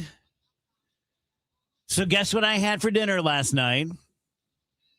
Me too. Big Arch. And I did not like it. You didn't like it? I did not like it. It might be my new favorite burger at McDonald's. I didn't even finish it. Well, it's hard to finish. What did you not like about it? Was it too salty? Because I worried about that when you said you were getting it.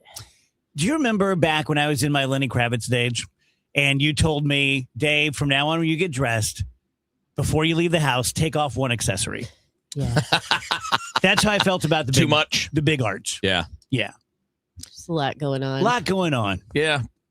It confused my palate. Really? Because that might be my new favorite of all the McDonald's burgers. It's like the perfect cross between a Big Mac and a Quarter Pounder. My only knock on it is just it's too big. I had it for dinner last night and for lunch today. Man.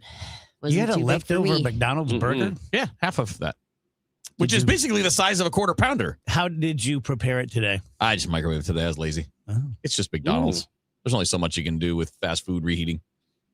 I would think that would be really good in the oven. It would be, but I just didn't feel like waiting. Okay, that's fair. Fair enough. Yeah. I have a couple kind of dark topics.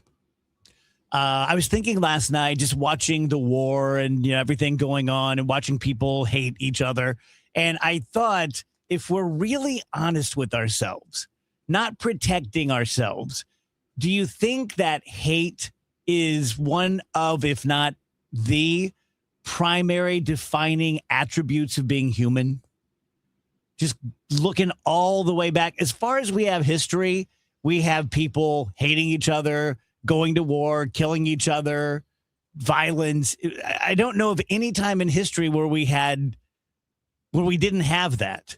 And it just kind of made me sad, like if I were an alien and I've been watching this planet for 61 years and I was going to give my superiors a report, I think one of the first things I would say is this is a really brutal, hateful species. Am I being too hard on us? I don't think you're being too hard on us, but I do think the hate thing, it comes from being in survival mode a lot of the time. Like, having mistrust of other people, or even look at the animal kingdom. It's not like animals are all kumbaya all the time. Like, they're pretty suspicious of each other and hunting each other and killing each other. Yeah. I mean, hate is just a manifestation of fear. That's what it is. Can you say that as Werner Herzog? No. Hate Say it in French. I can't do that one. Nerd. Not off the top of my head.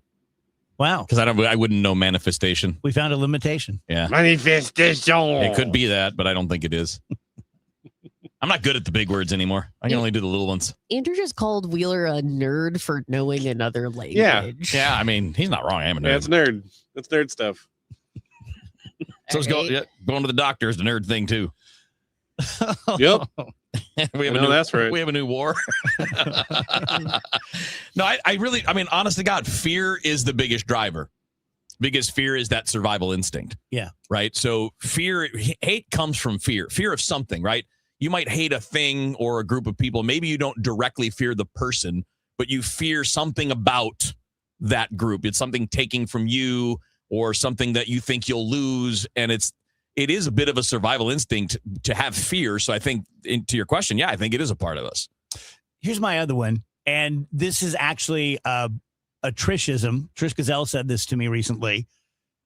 You know how Trish is. She's like, why can't we solve hunger? Like, don't we have enough food? Don't we have enough smart people? Now we have AI. Can't we just feed that into ChatGPT and say, how can we just feed everyone? And it made sense to me. Like, we've been doing this for thousands and thousands of years, and we have a helicopter on Mars, and we have so many things we can do, and yet there are people hungry. Yeah, there's no money in it. If you could get rich feeding people that don't have food, people would be doing it left and right. Yeah. But there's no money in it. There's no, I mean, we've been, not just the U.S., I mean, like, just humans, we have been, what's the right word? Rewarding those types of things. We don't reward generosity. We don't reward, you're not going to have a good savings plan because you fed 1,000 people.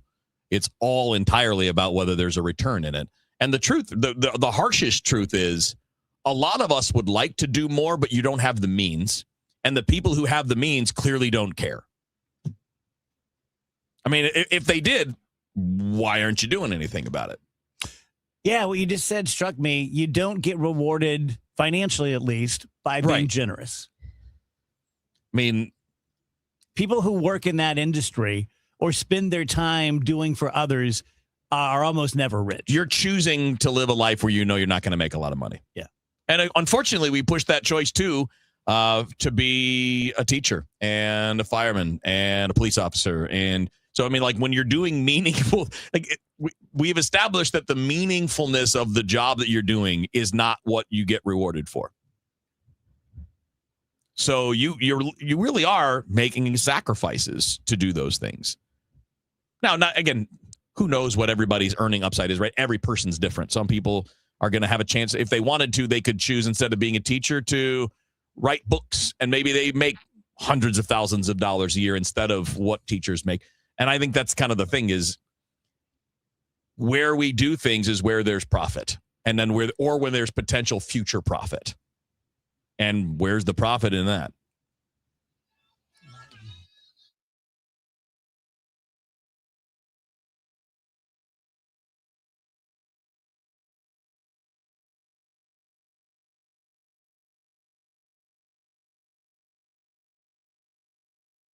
Start your day with an edge. Total Information AM. It's like breakfast for your brain. I wake up, I turn on the news. I gotta listen 3 or 4 times every day. Debbie Monterey, Megan Lynch, Tom Ackerman. I like to wake up with the news. Total Information AM. It's where I get my news. Traffic conditions and potential weather that's coming. Total Information AM. Weekdays 5 to 9. I like to turn it on and just get caught up. Where I get my news. The news, weather, and traffic. On the voice of St. Louis, KMOX. This is the story of the one. As a maintenance tech at a university, he knows ordering from multiple suppliers takes time away from keeping their arena up and running. That's why he counts on Grainger to get everything he needs, from lighting and HVAC parts to plumbing supplies, all in one place. And with fast, dependable delivery, he's stocked and ready for the next tip-off. Call 1-800-GRAINGER, click Grainger.com, or just stop by. Grainger, for the ones who get it done.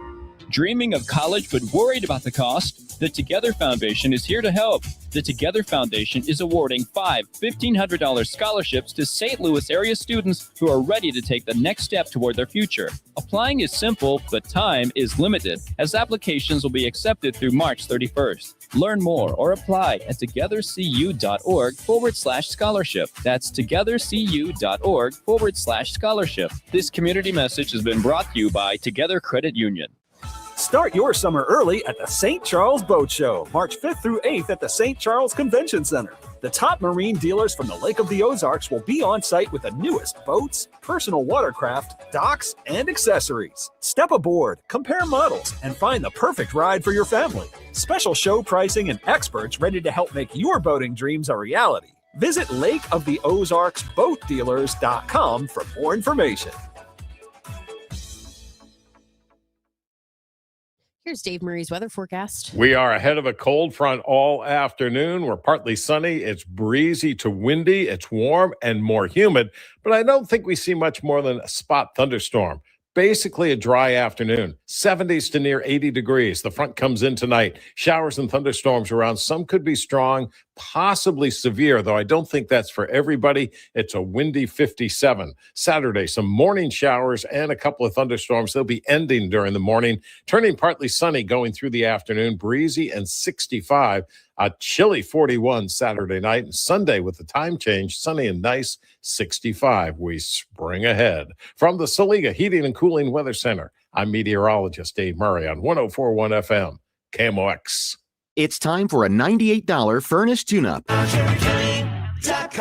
Honey, I found the one. Oh, I thought I was the one. Oh, you are, but this one's certified, background check, shows up on time, and can install all the ceiling fans. Heating, cooling, electrical, and plumbing. Trusted pros who do it right.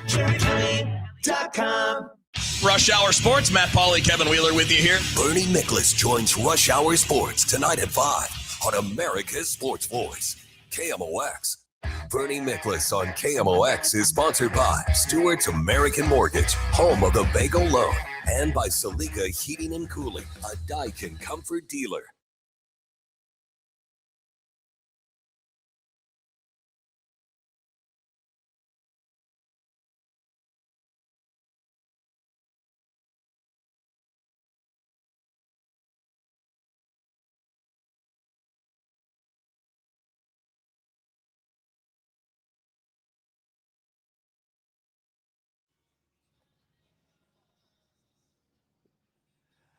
Welcome back, guys. DGS on KMOX. Happy Friday. Bernie Miklasz joins us. Hello, Bern.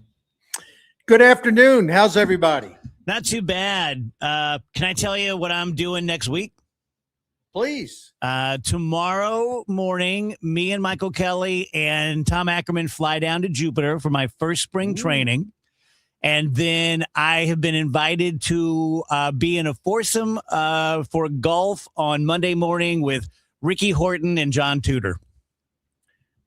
I think you're a very fortunate son. That's outstanding stuff, man. Oh, and then great. Wednesday, we're taking the train down to Miami to watch the Dominican Republic versus Venezuela in the WBC. That's a nice bonus right there. Am I a terrible, unpatriotic human being in the United States of America if I tell you that I'm much more interested in the Dominican Republic and Puerto Rico in the World Baseball Classic than Team USA? Oh, Just yeah. simply because Albert's managing one side, Yachty's managing the other side. And those teams from that area of the world, when they're in this tournament, man, it is one nonstop party. I mean, just that's what I hear. The fans, the players, it's just nothing but joy and energy and happiness, and it's everything we want to see in baseball, and sometimes we don't. So It's awesome. Yeah. I hope we see more of that kind of stuff from the U.S. too down the road, Bernie, because you're totally right. Like just today, watching a game and you've got Ozzie Albies playing second base and Ronald Acuna Jr. is on second base with their teammates, and they're playing around, and Acuna's doing a little fake dance off the bag trying to fool Albies, and like they're having a good time. I just like that playing around, especially in this kind of event where it's a worldwide draw. Let charisma flow. If you got it, let it flow. Yeah. That people enjoy who love baseball, and really the enjoyment is enhanced by watching players having a ball and basically showing that, hey, there's nothing in the world I'd rather be doing right now than playing baseball right in front of you good people. So let's have fun. I mean, and that's sort of something that gets lost in sports, I believe. I really do. It's possible to have fun, a lot of fun competing, but also be extremely intense in your competitiveness. Amen. Yeah, Right? I'm excited. I'm super excited. I'm excited for the game tonight, the WC game. Yeah. You going to watch that? I am. I would think it would be. I mean, again, you never know, but I would think this will be a pretty solid win for Team USA. Yeah. I think so. Yeah. And listen, I think those guys are real serious this year. Yeah. I'll try to watch of it. I'm probably not going to watch it as much as a lot of people. And it's just for a variety of reasons. No reason that has anything to do with dislike of the WBC, but Bern, let's start out today with the Blues since we've had a little bit of action. What do you make of the moves? I think Doug Armstrong did a heck of a job. And I'm talking about these two specific moves. You trade Justin Falk and you get a first round and a third pick plus a prospect. And you trade Braden Shen, who's getting up there in age. You get a forward, you get a goaltender prospect, you get a first rounder, third rounder, I believe, if I have that right. I mean, that's a really good haul. That's a really good haul for two older dudes who don't fit into your future. And I think both of those guys are class acts. Mm-hmm. So I'm happy for them. They're going to get the opportunity to get in there and compete for something, have a chance to make the playoffs. And Bernie, the Islanders and Detroit. Yeah. Let me ask you the question I ask Wheels. Not understand hockey's the major sport I understand the least. What do you think has been the overarching or core problem the last few seasons? Well, with the Blues? Yes. Bad payroll investments, too many no trade contracts that limits the flexibility of the general manager to make trades. Colton Parayko being a great example. There have been others. They're sort of caught in between because their latest retool basically went flat. And they've only made the playoffs one time since they won the Cup. They've only won one playoff round since they won the Stanley Cup. So this next core that was supposed to kind of sustain that success, it didn't happen. It went flat. Now they have to retool again. And they have another young nucleus that they're ready to roll out. And I guess they cross fingers and hope that this retool that's upcoming is going to work better than the last one. Bernie, it's not exact because they're different sports and everything, but it's not that far off of what happened to the Cardinals as far as you're kind of stuck. You're a little old and you're not good enough. You don't have enough top level talent to be good enough. And it's just in the baseball sense, you can spend your way out of it, but it's really impractical and it can bury you even further. And in hockey, you just don't have that choice because everybody's capped out. Yeah, and I did a video about this the other day, and a lot of people watched it, and I just made the point. It's something I've actually said here on the Dave Glover show. I am amused by the double standards in our town, though. The Cardinals, Bill DeWitt bought the thing in around Christmas in 1995. It's the first time they've ever had to rebuild. Right. Did they let some things slip? Of course they did. All of us on KMOX have said that a million times. We acknowledge that.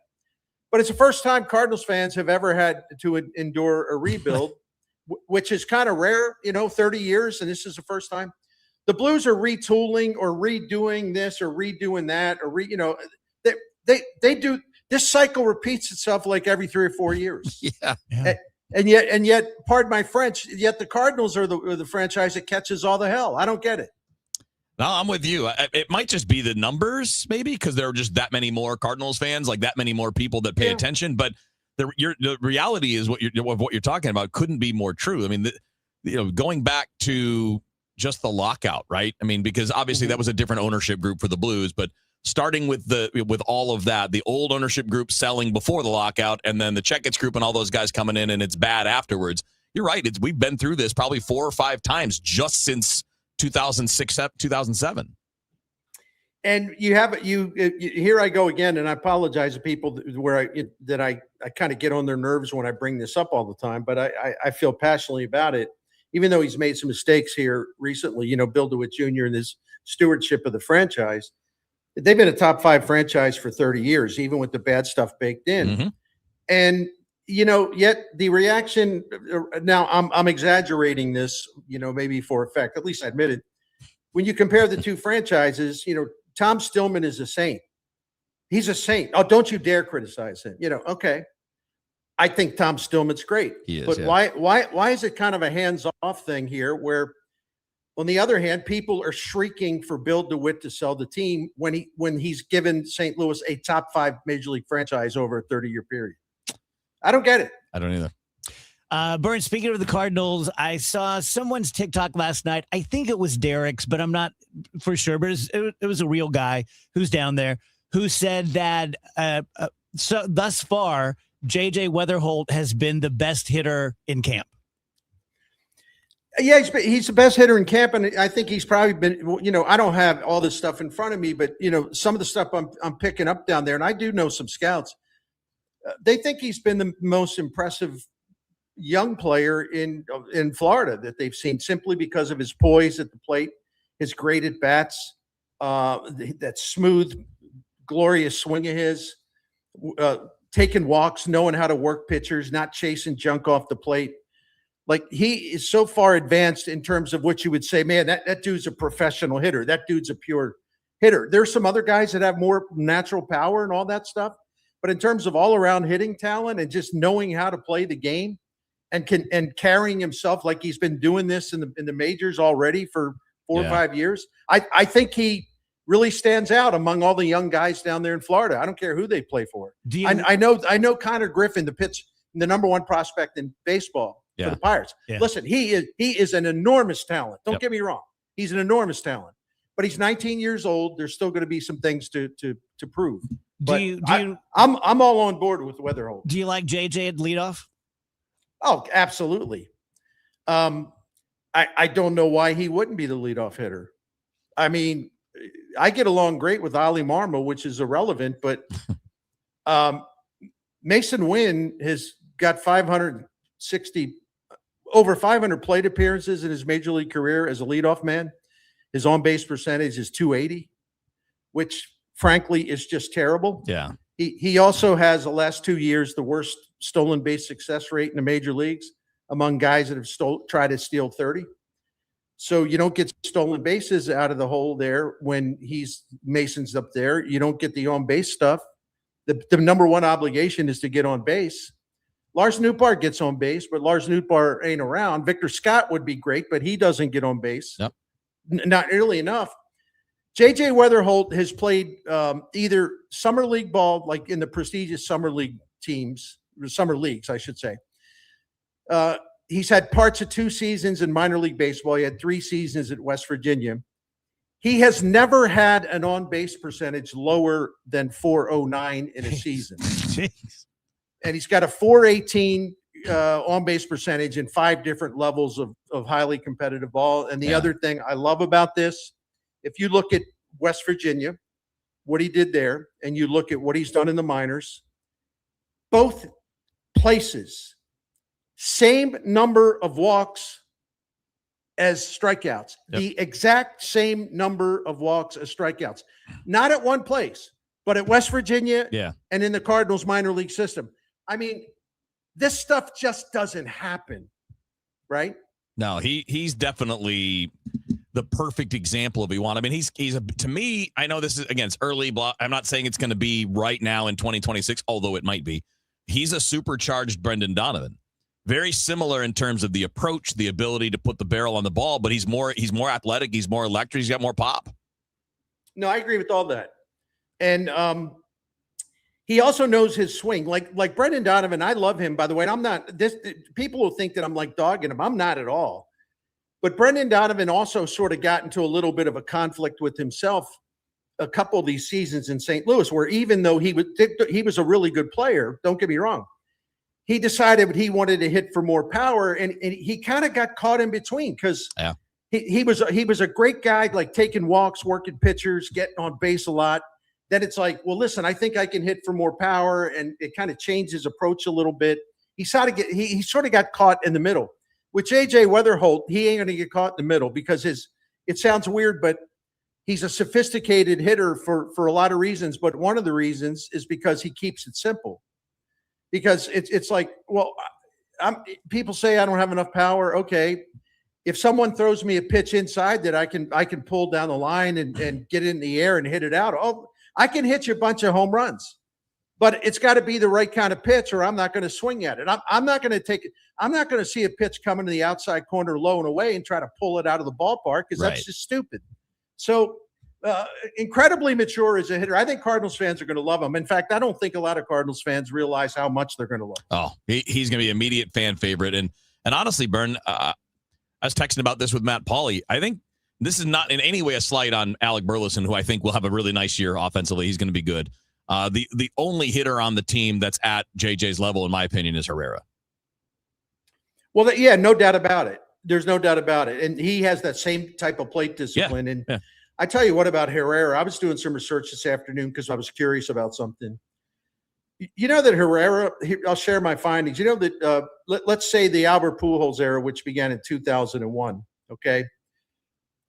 He has been, when we're talking about in a season where a dude has had about 120 plate appearances, a right-handed hitter against a left-handed hitter, it's like 120 plate appearances in a season. He's been the best right-handed hitter the Cardinals have had in a season against left-handed pitching since 2001, and it probably goes back deeper than that. Maybe Mark McGwire would top him. I mean, this guy's really, really special. He's really, really special with the bat in his hands. Only about 60 seconds left here, but how do you guys see the outfield shaping up? I know we're only halfway through spring training, but what do you think? Well, I mean, Scott and Walker are set in center and right. I joke that left field is basically one of these open mic nights in a comedy club. I don't know who of the 5,000 people competing out there. I'm only kidding. Listen, Nootbaar's not there. Fermin's going to have a chance to win the job against maybe left-handed pitching. I don't know. Sajaysi's going to get a run at it. Velasquez hit a home run today. He may get a run at it still, but they can send him to the minors. Yep. Listen, there's no clear answer there. It's just they're going to run everybody out there until they see something they really like, or they'll just settle into a platoon with who would the platoon be? I don't know. Yeah, I mean, it could be something like Church and Fermin. You know, I mean, like and Church is a guy I'm a big fan of. Like, I am too. A lot of what you said about JJ Weatherholt and controlling counts, he did a lot of that in the minor leagues too. He stunk last year, but it was very little playing time here. I know we're all this is all pending Newt's return, because when Newt returns, he'll be the left fielder. But we don't know when that's going to be, and it certainly isn't going to be opening day at this point. But I would love to see Church run with it. I don't want to give it to him, but I would love to see him finish the spring strong because he's looked good. And You want to talk about an elite outfield. If you've got Church in left field and you got Scott in center field, there aren't much going to fall. I know right field's a little open with Jordan Walker, but from the left field line to right center, you're good. Yeah, that's right. I think there's there's the makings of being able to get some offense out of there until Nootbaar returns, and you hope for his sake and the Cardinals' sake, when he returns, he's ready to go and he starts banging, man. So, but until then, I don't know. It's going to be fascinating to see what they decide out there, but it is going to be for a short term because Newt will be back. Yeah. Burn, tell us about Saliga. Absolutely. Proud to talk about Saliga. I've been taking great care of St. Louis family since 1927. This Daikin Comfort dealer has been, what's the word? Reliable, dependable, totally classy, knowledgeable. Coming to your home, you're treated with great respect. They want to earn your trust. They want to work for your trust. They're never going to, the Saliga Heating and Cooling is never going to talk down to you, try to hustle you, try to convince you need something you really don't need just to run up an expensive bill for repairs of your AC or your heat. They treat you with honor and respect. And I know that sounds dramatic. They do. They're honorable people because they stand for the right things. And if they want your business, they have to earn it. That's been their motto since 1927, 4 generations of Saliga. So you can depend on them. They're excellent at what they do. The Micklases have been calling them for 18, 19 years now. And we've never, not one time, even been remotely disappointed. I have utmost respect for Saliga Heating and Cooling. So if you want to find out more, including the phone number, just go to SaligaHeatingandCooling.com. Thank you. Every spring brings promises, and every spring delivers surprises. This year, the Cardinals are writing a new story, and there'll be plenty of surprises. Matt Pauley is in Jupiter with inside access to Camp Cardinals. Presented by St. Louis Composting. Composting, growing gardens and making memories. And Happy Roof. We always create happy endings. From breakout performances to roster revelations, get reports throughout the day on the voice of the Cardinals. KMOX. Want to build income without a second job? Learn how real estate investing can help you create extra income one step at a time with Lifestyles Unlimited. Text radio to 88007. That's RADIO to 88007. Presented by Lifestyles Unlimited. Okay, I have to tell you, I was just looking on eBay where I go for all kinds of things I love, and there it was. That hologram trading card. One of the rarest. The last one I needed for my set. Shiny like the designer handbag of my dreams. One of a kind. eBay had it, and now everyone's asking, ooh, where'd you get your windshield wipers? eBay has all the parts that fit my car. No more annoying. Just beautiful. Millions of finds, each with a story. eBay. Things people love. If you love sports, this is the show for you. It's You Better You Bet with me, Nick Costos. Weekday mornings 9 to noon Eastern on the free Odyssey app and YouTube at The Costos. Bringing you the biggest NFL news, guests, and notes from the offseason while getting you ready to win the madness of college hoops. It's You Better You Bet with me, Nick Costos. Live and interactive Monday through Friday, 9 a.m. to noon Eastern, presented by BetMGM. Download the Odyssey app and listen from anywhere for sports talk from people who love sports.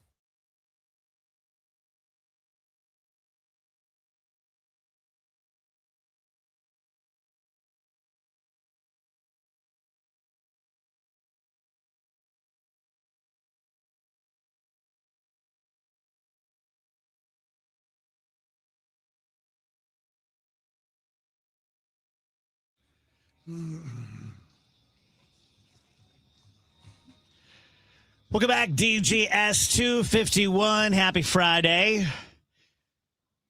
So I'm not someone who goes crazy when gas prices go up, a little bit. But I was just reading on Drudge that we've set a record. We've gone up 35% in just a few days. Oh. And it's now $91 a barrel. I think it started out around 74, 75. And so the markets are freaking out. Stock market's freaking out. Wonder why. Yeah. Are we going to brag about those still? Well, Trump said yesterday, is in his very Trumpish way, he doesn't get that. He's like, hey, it's going to go up a little bit. It'll come back down when we finish the war. It's not what you're saying when the other guy was president. Yeah, that's a good point. Now, granted, there was no attack on Iran in that presidency. But big question. We only have 3 minutes, but with all the Epstein file stuff that we've talked about over the last few months, why do you think the Biden administration didn't release anything? I thought the files were like I'm using the wrong terminology. There were appeals and yes. things. I mean, yeah. And again, I can speak for myself here. I never really put much stock into the Epstein stuff. I didn't look into it much whenever he was arrested, and even when he allegedly killed himself. It was just not a story I was following closely. However, the president ran on, I will release those files. And then whenever it's time for that to happen, there's just excuse after excuse, I personally started to get very troubled and very suspicious that you ran on the fact that you were going to be completely transparent about this. And now you're telling us there's nothing to see. That's what piqued my interest in the entire thing, was like, well, what are they hiding? Yeah. The cover up was bigger than my initial interest in the crime. Yeah. And I think a lot of people have that same feeling. Do you see that the 53 pages that were missing are back about the allegation that the 13-year-old girl made against the president? Yeah. Were they changed? Did the report say that they were changed anyway, or anything redacted that wasn't before? Or? Not that I saw. Okay. Not that I saw. Just curious. I think there's still 37 pages missing about something, but yeah, the allegations from the teenager are horrific. And again, they're allegations, not independently verified. I will say, like, reading through those parts of the files, I will give some grace as far as, hey, maybe they didn't want to release that right away and wanted to go through that with as fine a tooth of comb as possible, because the allegations that are being made, if someone were to find out who was making those allegations, that person would receive tons of threats and their life would 100% be in danger. So, I mean, I give a little grace there to, as far as like, we do need to be very careful about protecting the victims and protecting the people making these reports and these files, because it could be very, very bad for them. And this is someone who claims she has been threatened throughout her entire life. Yeah. The problem for me with all of it is, that should have been done in advance before the law said it needed to be done. And it shouldn't have been half-assed and then put out and like, oh no, pull that back. And it shouldn't. To me, this whole thing has been about outing people. Mm-hmm. Is this guy in it? Is this guy in it? It should have been an investigation by authorities into crimes. Yeah. Like, there's so much smoke there. Yeah. And as far as I know, there was never a real investigation done into the other people. Yeah. I mean, so I think that's the point that sometimes gets lost in the arguments, is that these millions and millions and millions of files, they're all about the one investigation into one dude. Right. Where are the files on all these other people? Mm-hmm. Yes. Why aren't they being investigated? Because in the UK, you got 2 people, including a former member of the royal family, that have been arrested, that are being charged. They are being prosecuted in part because of the information in these documents. And you're telling me we've got nothing to even investigate on other people? Yeah. Come on. There should be files in there saying, we investigated this and this person was cleared. We investigated this, and, there's just nothing like that. Tell you guys about Ophthalmology Associates and the Cornea and Laser Vision Institute. My personal doctor, Dr. Greg Birdie, his longtime partner, Dr. Malhotra, Drs. Brusati and Royer, round out the doctors. Rather than any kind of hyperbole, let me just say this. We all got eyes, and we all have varying degrees of eyesight and eye problems. And you should be getting an eye exam every year, whether you go to sort of a Doc in the Box or, a place that's inside of a Costco, or you go see the doctors. I recommend them because I've had several exams now. They're super, super thorough. I have narrow angle glaucoma in my family, so it's something I always have to be careful about, and so far so good. But if there's anything sinister there, they're going to find it. They are doctors. It's not painful, it's not scary, and I'm kind of a wuss when it comes to medical stuff like that. And if you are interested in surgery, the LASIK surgery or cataract surgery, they are the best surgeons in the St. Louis metropolitan and far beyond the sound of my voice. 314-966-5000, youridoc.com. For decades, Morgan & Morgan has represented hundreds of thousands of people at their hour of need. Injuries on the job, car crashes, medical malpractice, and nursing home abuse, Social Security claims, dangerous drugs, and dangerous products. We became America's largest injury firm for a reason, and no firm is even close. Then we got to thinking, what if we could prevent these terrible events before they occurred? So we built the AI-powered People Protector. Simply visit peopleprotector.com and type in the product you have questions about before you buy it. Children's toys and accessories, cars, drugs, products, you name it, we got it. With our success, we decided to pay it forward for all of America. Our way of saying thank you for your trust all these years. Morgan & Morgan, protecting America. And if you've already been injured, just visit us at forthepeople.com. The choice of a lawyer is an important decision and should not be based solely upon advertisements. Past results afford no guarantee of future results. Every case is different and must be judged on its own merits.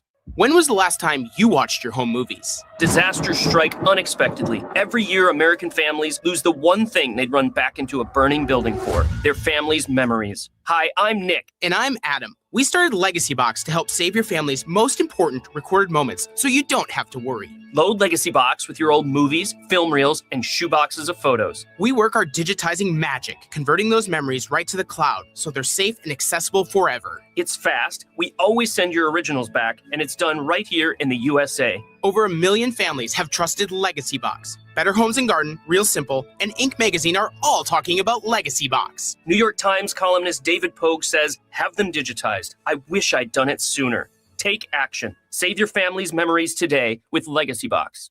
Go to legacybox.com/value to get an incredible 50% off your Legacy Box. That's legacybox.com/value for 50% off while supplies last.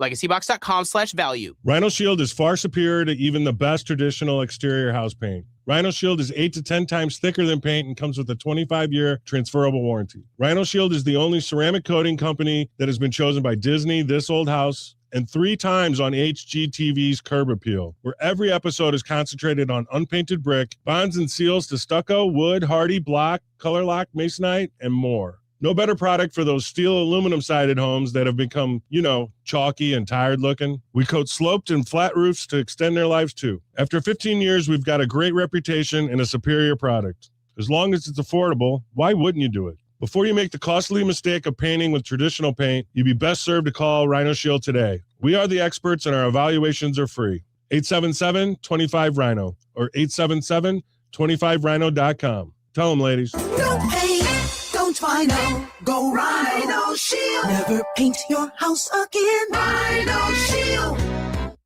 News, talk, cards. KMOX AM St. Louis, KMOX FM Hazelwood. Always live on the free Odyssey app. At 3 o'clock, it is partly cloudy and 80 degrees downtown at the Gateway Arch. Good afternoon. I'm Scott Jagow. Our top story this hour, President Trump has been meeting with defense contractors at the White House. They're talking about weapons supplies. White House Press Secretary Caroline Leavitt says the meeting was scheduled before the U.S.-led military action against Iran. The president signed an executive order on this earlier this year. This is a long-held policy objective of this administration. And Secretary Leavitt reiterated the president's position that the U.S. stockpile is not affected. We have more than enough ammunition, weapons, stockpiles to achieve the objectives of Operation Epic Fury and beyond. The defense contractors taking part in the White House meeting included Lockheed Martin, Northrop Grumman, Boeing, and Honeywell. Linda Kenyon, CBS News, Washington. Meanwhile, Russia has provided Iran with information about American warships and other assets in the region. 2 officials familiar with the U.S. intelligence told AP that Russia is not telling Iran what to do with the information, but it is the first sign of Moscow getting involved. Sunday's move to daylight saving time can be rough for a lot of people, but a new study shows one group is even worse off. More from WBBM's Nancy Hardy. A Journal of the American Medical Association study released Monday found the number of young people not getting enough sleep has climbed to 77% in 2023. Dr. Mark Loafman, chair of family and community medicine at Cook County Health, tells us the lost hour of sleep exacerbates an existing problem for teenagers. They're already starting from a deficit and trouble getting to sleep. Bedtime that would work for school days, for example, is already a little earlier than most teens are ready to go to sleep. He says that can manifest as brain fog, headaches, anxiety, and depression. If your teen is not getting at least 7 hours of sleep a night, Dr. Loafman says parents can try to encourage them to put down their phones and try to decompress before getting into bed. Nancy Hardy, News Radio 105.9 WBBM. It's time for an update of the St. Louis Business Index. Here's Stifel's Senior Vice President for Investments, Scott Bedell. Happy Friday and good afternoon, everyone. Higher oil prices and higher unemployment figures led to lower stock prices again today, as nearly 4 out of every 5 stocks on the New York Stock Exchange went down on the day. At the 3 p.m. closing bell, the Dow Jones Industrial Average had fallen 453 points, or a little less than 1% to 47,501. The Standard & Poor's 500 index lost 1.33% at 6,740, while the NASDAQ Composite Index dropped 1.6% to 22,387. Closer to home, the Bloomberg St. Louis Stock Index also down, falling a little less than 1% at 1,645. Not all St. Louis stocks lost ground today. On the upside, Boeing gained 4% at $231.11. Future Fuel advanced 6.25% at $4.57. On the downside, Stifel Financial slid 2.5% at $73.15. Caleres fell 6% at $10.60, and Build-A-Bear Workshop lost 6.5%. They closed at $42.35. This has been Scott Bedell from Stifel Financial, member SIPC and New York Stock Exchange. I'll be back with you again on Monday afternoon. In the meantime, have a wonderful weekend. Thank you, Scott. Here's your weather forecast. Mostly cloudy, breezy, and mild tonight, though 63. There'll be a couple of strong thunderstorms around late tonight and first thing tomorrow. They can produce flooding, downpours, hail, and damaging winds. Then later tomorrow, mostly cloudy, breezy, and turning much cooler with temperatures falling into the 50s. Sunshine for Sunday, a nice day, the high 70. From the Saliga Heating and Cooling Weather Desk, I'm AccuWeather meteorologist Joe Lundberg on 104.1 FM KMOX. Thank you, Joe. Right now we have 82 degrees in St. Peter's, 81 in Florissant. It is 80 downtown at the Gateway Arch. I'm Scott Jagow, KMOX News. The Dave Glover Show is sponsored by the Michaels Flooring Outlet, the flooring experts. IGotFloored.com.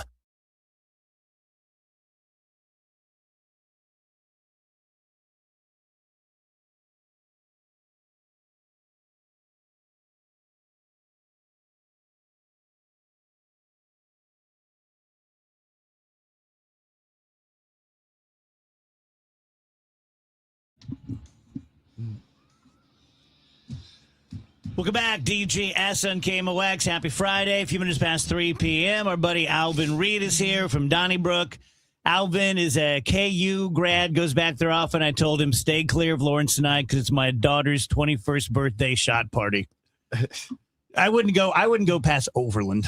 It might be. It might. When the I call her the English lady because she has an English accent in the Range Rover, like tells you when you're going into another state. She might warn me. Yes. Right. Yeah. Stop here. Beware. Yeah. Beware.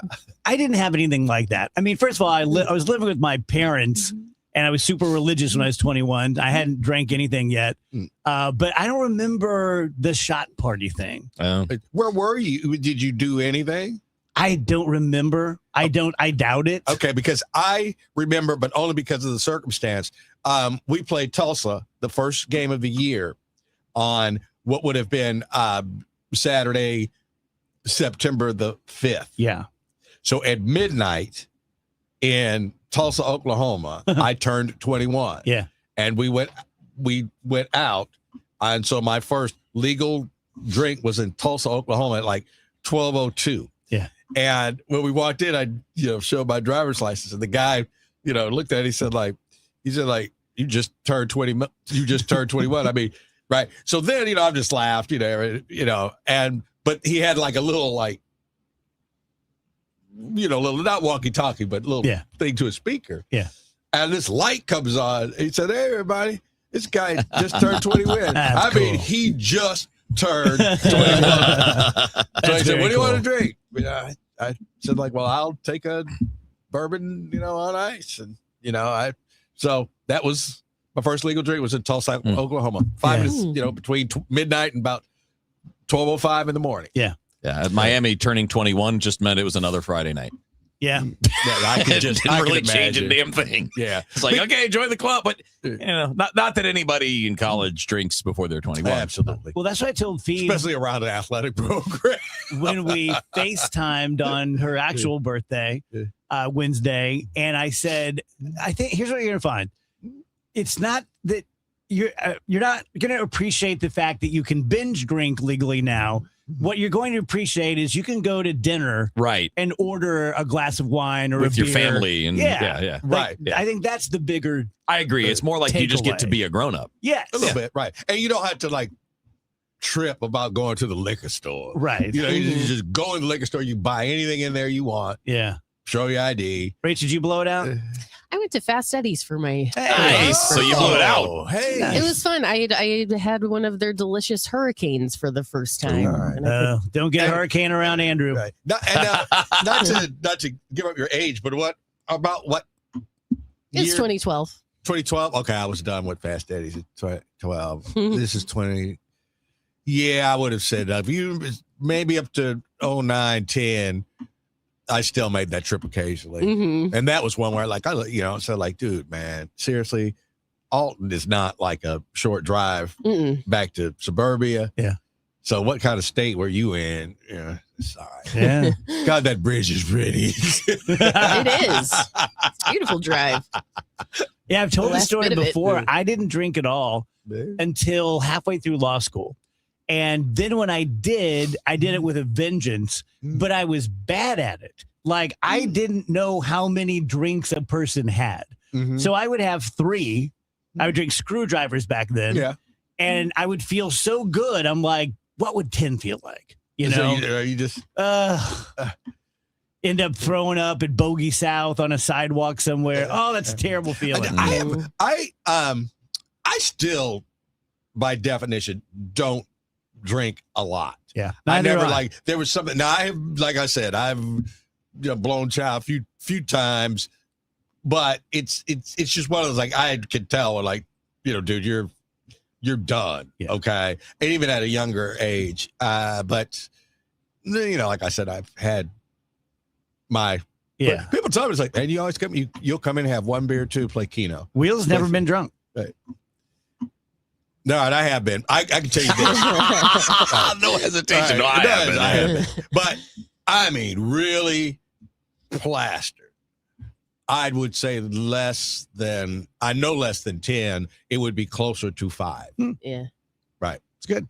So, I mean, I don't know if that's bragging or whatever. Yeah. Now, if you put up how many, if every American, could walk into some place and it just registered how many drinks you had in your life, it might register for dude, 65, you're on the, you ain't on the scale. You are, your percentile is at 60% or something like that. Yeah, man. I went probably about 5 years. My roommate Ricky and I used to live in the West End, and we would go to this place on Laclede called Rosie's Place. Great place. I was there within the last year. And we had a bartender there who loved us, and we loved her. And we would have 10 gin and tonics a night. So there were years of my life that if you would take a snapshot, you'd think this guy has a serious drinking problem. But thank God, because I have several sober people in my life, thank God I don't have that. Because when I stopped, it wasn't hard. Really? So I just changed your pattern of I behavior? didn't stop. I've never been sober. Right. I just stopped doing that. Right. You stopped doing the whole bunch of drinks. Right. Yeah. And I just never did in the first place. It's kind of like what I've said this before. I never could smoke, so I never had to quit smoking. Yeah. So I never could binge drink. So I never had to like. Why couldn't you smoke? I just couldn't. I'd take a drag of a cigarette and start coughing and just get dizzy and the whole 9 yards. You know, I've never had a puff of a cigarette. Not one. I could say that I have smoked in my life probably 2 cigarettes and maybe tried 3 other times, but that was it. And that was when I was way younger. Yeah. I can't do it. Yeah. Now, if you want to see some, one time we were football managers, we said like, okay, remember Skull Bandits, little pouches that had tobacco in it? All right, so we all put one in there and said like, who can last the longest? And all right, there was some, Wellington, Kansas. Bruce was from out West Kansas. I'm from St. Louis. One kid was from Wichita. We were kind of mixture of kind of out there and kind of metropolitan. I did not finish last. I was very good for you. Good for you. I hung long enough. Right. Yeah. I think I lasted about 25 minutes. I've never tried that either. Right. It's you start to get kind of like you're thinking like, oh man, this is just kind of gross, and then all of a sudden it's like, God, I feel it kind of like seeping out my skin. I recently read that nicotine affects the brain faster than any other drug. Okay. And affects it more positively quicker. Well, I think whatever I guess it's the nicotine itself, but whatever is in it is actually not bad for Correct. you. Okay. Right. However, it's like anything else. Yeah. But it's not bad for you. Yeah. It's some people love the Zens and all that stuff. Just nicotine pouches. Yeah. But I just Yeah. Hey, Wheels, you never did chaw, you never No, Spaceball. God, okay. no. All right. I don't know why I developed these rules in life. Like, I don't want anything in my mouth that's on fire. And I don't want anything that looks like crap, literal crap in my mouth. All right. I'm like, no, I'm good. I had a couple guys, obviously a lot of guys on teammates did. Yeah, because I know that has been curtailed so much, especially over the last decade or so. Yeah. But really around baseball, it was just a lot in baseball. Yeah. And it's like, no chance. No chance for me. Closest I got to any of that stuff was Big League Chew. I chewed Dentyne when I played because bubblegum was like a little too much. So I would have 2 sticks of like Dentyne. And then I could even while I was playing, I could like pop gum while I was out there. Kind of just like it's my own little thing. I used to kill a bag of sunflower seeds though. See, I never got into the sunflower seeds. That was a big thing for us in college. It's everywhere in baseball, but I didn't drink coffee until I was a professional journalist. I was like 23 years old before I really drank coffee. I never drank coffee. When I think coffee, I think Alvin Reed. And I'm going to say it, but I did not. I said first 23 years of my life, I didn't drink coffee. So maybe that's why I could still drink a lot of it to this day. We never had coffee in the house. My mom and dad were tea drinkers. And when I was 16 years old, I would work Friday and Saturday night, midnights at Mr. Donut. Okay. 10 p.m. to 6 a.m. both nights, 16. And, 3 in the morning, your legs go out and you're seeing Smurfs. And the lady I was working with was like, do you need some coffee? I'm like, oh, that looks so gross. So she doctored it. And it's still the way I drink it now. Like a lot of cream, a lot of sweetener. That's how I started. A guy named Jim Venus, who worked in the back shop. That sounds made up. It was. And Jim Venus, believe Sounds it or like a not, professional wrestler. That was his real name. And Jim Venus, like back in the 40s and 50s, was like young man with a horn. He's got pictures of Jim Venus like at the Sapphire Lounge and whatnot. But anyway, he said, you won't be doing that long. I said, what? Drinking coffee? He said, like, nah, you won't be putting cream and sugar in it. And it took about a year. And so really, since I've been 24, it's just been straight black coffee. Wow. Yeah, it's never done it. You never drank coffee? Nope. All right, do you want something? You're like a Mormon. Yeah. Except that I'll drink all the Diet Mountain Dew in the world. Yeah. I didn't say I didn't drink caffeine. Yeah. I just don't drink coffee. But unfortunately, he's my late friend. But Kevin Jones, he never drank coffee, but he drank Diet Coke like it was nobody's business. So didn't you have a story about that? This has been one of the. There are a lot of negative things about social media, like bad information being spread around, and we've seen a lot of that. But it's also nice to see medical professionals when they actually present the scientific evidence for the claims that people make, right? Like the idea that artificial sweeteners are poison. It's nonsense. They're not. They're just not. And I saw a doctor explaining this, and he said, look, the artificial sweeteners, basically they're inert. They're not good for you, but they're not bad for you. Right. Sugar I'll can take be that. very bad for you, Yeah. depending on your health conditions and how much you're drinking of all of those things. He's going through. He's like, yeah, if you have to make the choice between those things, yeah, diet's fine. He goes, and I think I mentioned this a few weeks ago, but there's the science of it is simple. It would take like 25 cans of Coke in a day to even reach the threshold of what's safe for the artificial sweeteners. And that's still safe. Here's my new limit. That's still safe. That's still safe. But we have this nonsense where people like influencers and, the people that want you to believe that all that stuff's poison. If it's not organic, if it's not this, it's poison. And it's not. And this doctor was just laying it out, the food science of these things are not what you think they are. People are spreading bad information, and largely the people spreading bad information, not necessarily the individual person believing it, but the people that start all that stuff, it's because they're selling an alternative to it, and they want you to buy their stuff instead of the stuff that you're already buying. Oh, Makes absolutely. sense. Yeah. Let's take a break here. We'll come back. We'll talk to Alvin about everything going on in the world, tell you guys about Michael's Baths, easiest live that I have right now in my stable, because there's a built-in demand for it. Thank you, Bath Fitter. Thank you, 3-Day Kitchen and Bath. All of your advertising has done a lot for the industry because people now know you don't have to go to a general contractor. You can go to a company or an individual that just does bathroom remodeling. Ironically, Mike started doing this 30 years ago. He was a general contractor. He really had an affinity for doing bathroom remodels, and that's all he's done. So when this business was basically created in the last 5 or 10 years, he was ready to go. The difference with Mike is that he uses all made in the USA products. He will bring the competitors' products with him and give you a fair, like, side by side. I like this better. I like this better. And he's 30 to 50% less expensive than the national company. So you get a better job by a local company where the dollars stay local, whose cell phone you have, no regional managers, no, hide the donut on you, and he'll do a great job and 30, 50% less expensive.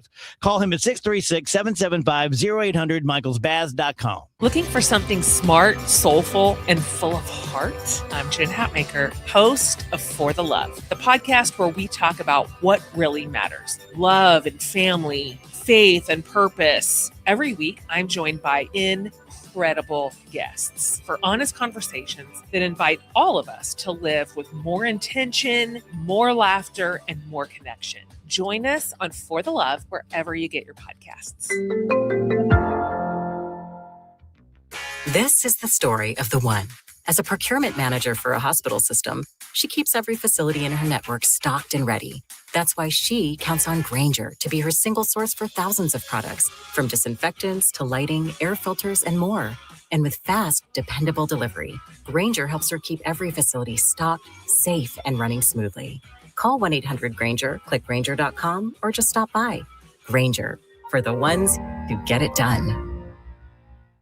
You know that Big Bargain detergent jug is 80% water, right? It doesn't clean as well. 80% water? I thought I was getting a better deal because it's so big.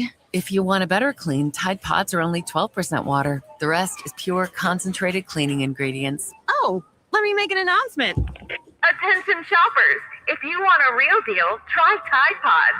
Stop paying for watered-down detergents. Pay for clean. If it's got to be clean, it's got to be Tide Pods. Water content based on the leading bargain liquid detergent. Dreaming of college but worried about the cost? The Together Foundation is here to help. The Together Foundation is awarding 5 $1,500 scholarships to St. Louis area students who are ready to take the next step toward their future. Applying is simple, but time is limited, as applications will be accepted through March 31st. Learn more or apply at togethercu.org/scholarship. That's togethercu.org/scholarship. This community message has been brought to you by Together Credit Union.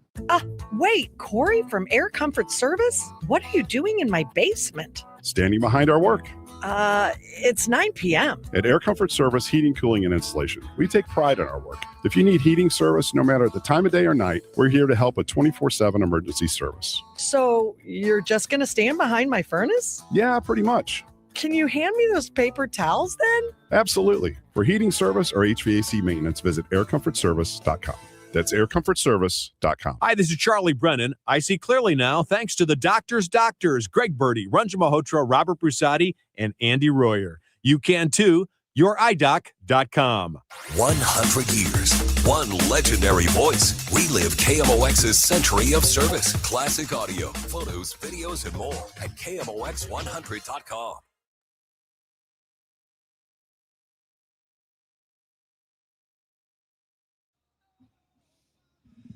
Welcome back, DGS on KMOX 322. We have Tony Scott coming up at 4 p.m., one of our favorite guys in the world. Alvin Reed's here with us now. So last time I saw you, we weren't at war. Yeah. Woke up Saturday morning. I said this on the show not to make light of what was going on, but Saturday morning I had a, day planned and just go to do this and walk the dog and do all this stuff. And, you wake up to that and it's just kind of like, I don't know about the rest of maybe the world, but the rest of the United States. I'm just sick of this. I mean, every day it's something. Now, this is something major, obviously, but it's almost like you can't even get worked up over this because of the way the last year has gone. We all have our feelings on it, I guess, but I just, once again, I pray that nobody gets killed. Naturally, people get killed in war. I was kind of surprised, I thought some people could talk to him and say, we really don't want to do it. It's not good. If Israel wants to do it, we can back them, but we really don't need to be part of this because ultimately I don't think Iran changes. So ultimately, what is this all about? Could be wrong. Yeah, to me, and I don't take anything from me, but to me, it just seems that without real regime change, going back to the way it was before, because you remember when we were kids, Iran was a very Western country. Yeah, right. And the Shah was repressive now. He wasn't like they were having like a vote every 4 years or anything. Right. But it obviously, as far as the United States is concerned, wish you still had something comparable to that. Yeah. Iran never was friendly with Israel. So I think younger people might think that, regime change and they'll all get along over there in the Mideast. That's like, no, that's not going to happen. Yeah. People say like, you're talking about the last, 47 years. I said, no, I'm talking about the last 547 years. Just, it's just going to be there. It's always going to be there. So, yeah. Yeah. The thing that's like, none of us are going to shed a tear for, their leadership being taken out. They're bad people. They murder their own people. Like you're not allowed to speak against them in that country. At a time, right? So that's not the argument. The problem is more about how do we follow our process here? Do we have a clear exit strategy? Did we try to bring allies along other than Israel? Did we try to go to the world and go to our? But see, we've been alienating ourselves from our other allies, and they're not necessarily willing to back us on these things now. And plus, they got their own things to worry about with the way Russia and Ukraine's going. So a lot of Europe's kind of like, we don't want to do anything there because we got these guys over here, right? And it's like that's the problem. It's not that the main thing is a bad thing. Although, you're always risking the lives of your own service members and civilian lives, too. And there are a lot of people in Iran who do not want to be under that leadership. Right. We've seen all the protests and how many people were killed during those protests. That's why they came to an end, just like in China. Right. So they'll take about 2 weeks of that. And we know, right? We all know they've been the biggest backers of groups like Hezbollah. We know. I mean, everybody knows it. It's been said out loud publicly for decades. So, yeah, at some point, there's a price. All that's fine. I don't think any of us cry about that. But you do have a process. You do want to build consensus. You do want to build relationships and get your allies on board with you, at the very least supporting you, if not going with you. And we didn't do any of those. Go to Sleep Online says, in my opinion, it's not what was done. It's who did it and why. It seems more political than necessary. And I've been meaning to make this point all week. And sometimes I just like to follow my sword's the wrong metaphor here, but just be very open and honest. I don't trust Donald Trump. And it's just like if you have sort of a sketchy cousin who's always got a grift or a scam, every now and then he may have a really good deal, but you don't trust it because of his past history. Yeah. And so when people say like, Dave, you just don't like Trump, you are correct. You are correct. But I have reason. I have, I think anyone who doesn't trust Donald Trump has reason. The fact that you may love him, that's your paradigm. but just understand that my paradigm is different. It's like Christian Earl a while ago put up a long text on stream about you guys are talking about humanity, but you need to talk about it in context of the Bible. Well, what if I told you that you needed to talk about it in context of the Quran? Right. You'd be like, no way. Or the Book of the Dead. Yeah. Right. Everyone has their own paradigm. Yeah. Here's the thing for me is, yes, I agree with you, by the way. You've got a president that sometimes acts rashly and does things because he wants to do them without following all of the processes. But my problem with it all is we are not learning anything. We did this nonsense in Vietnam. And what did it get us? All it did was get us tens of thousands of dead Americans, and we didn't end up doing anything. What did it do in Somalia when it was the Clintons and we had the famous Black Hawk Down? What did we accomplish there? What happened because we didn't have a plan? We didn't have an exit plan. We didn't know what we were doing. What happened in Iraq? Like, I'm sick of that. I'm sick of us not learning from the past. Well, and that's all. It's all over the world. Kind of that. That's the one thing that nobody ever. It just seems like no one learns that. So, like, listen, this whole thing where we're going to do this piecemeal and expect this to happen until you said, like, no, we're just literally going to go in there and take it over, then it's not going to happen. And the last war where that had to be done was World War II, because Korea was the same way. What happened? You ended up with a North and a South Korea, and you already had North and South Korea. What happened in Vietnam? We wasn't gone 5 minutes, and that place fell like dominoes. And I said, like, wow, really, what was that all about? Yeah. So I get the same feeling here. Like, what's it all about? And then somebody, and I'm not putting this like Donald Trump, just what I'm about to say, but I'm going to say, like, somebody else got to clean this mess up. Yeah. It won't be him.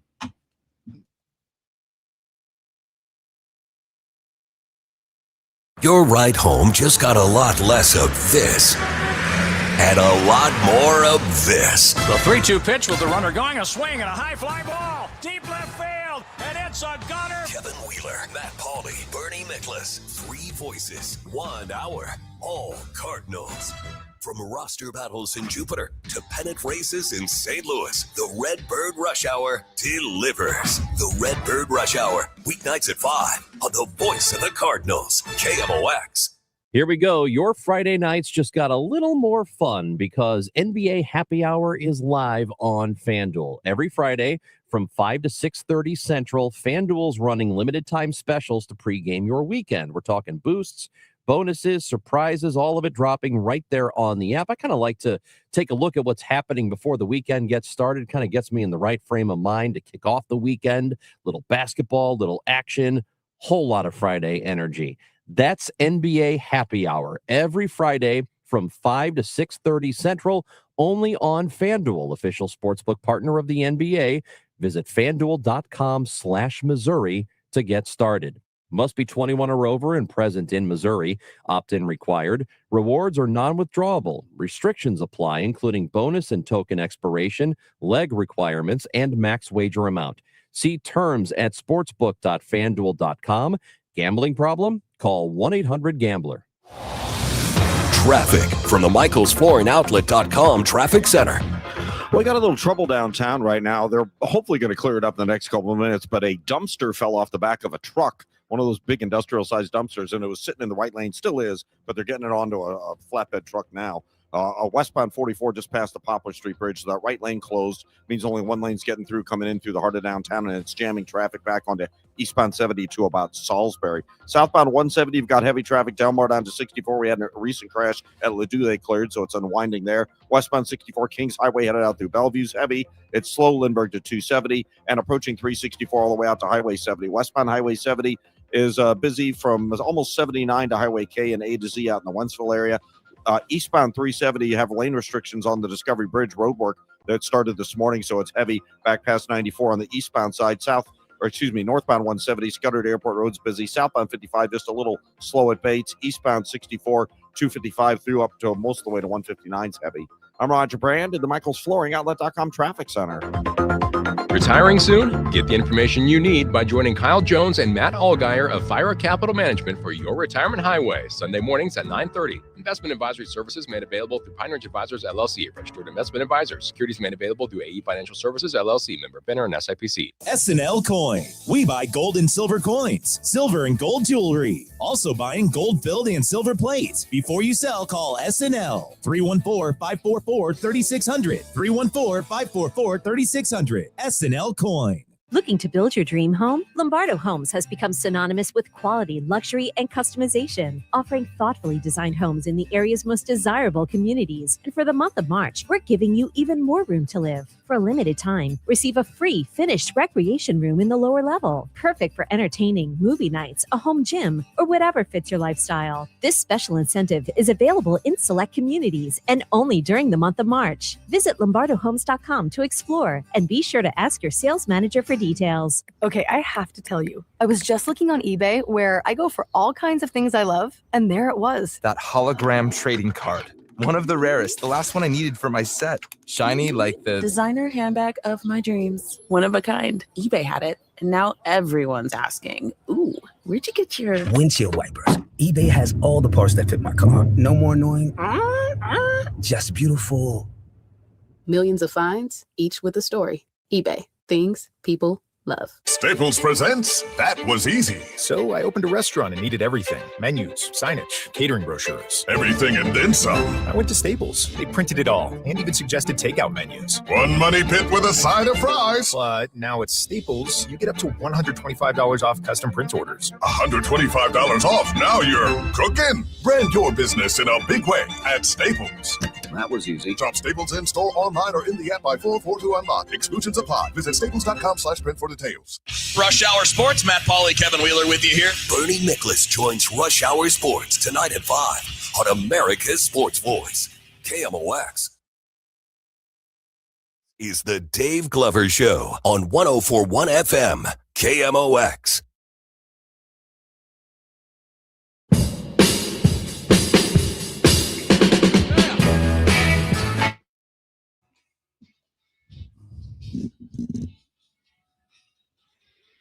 Welcome back, DGS on KMOX. Happy Friday. Dave Murray joins us from the Saliga Heating and Cooling Weather Desk. Hello, Dave.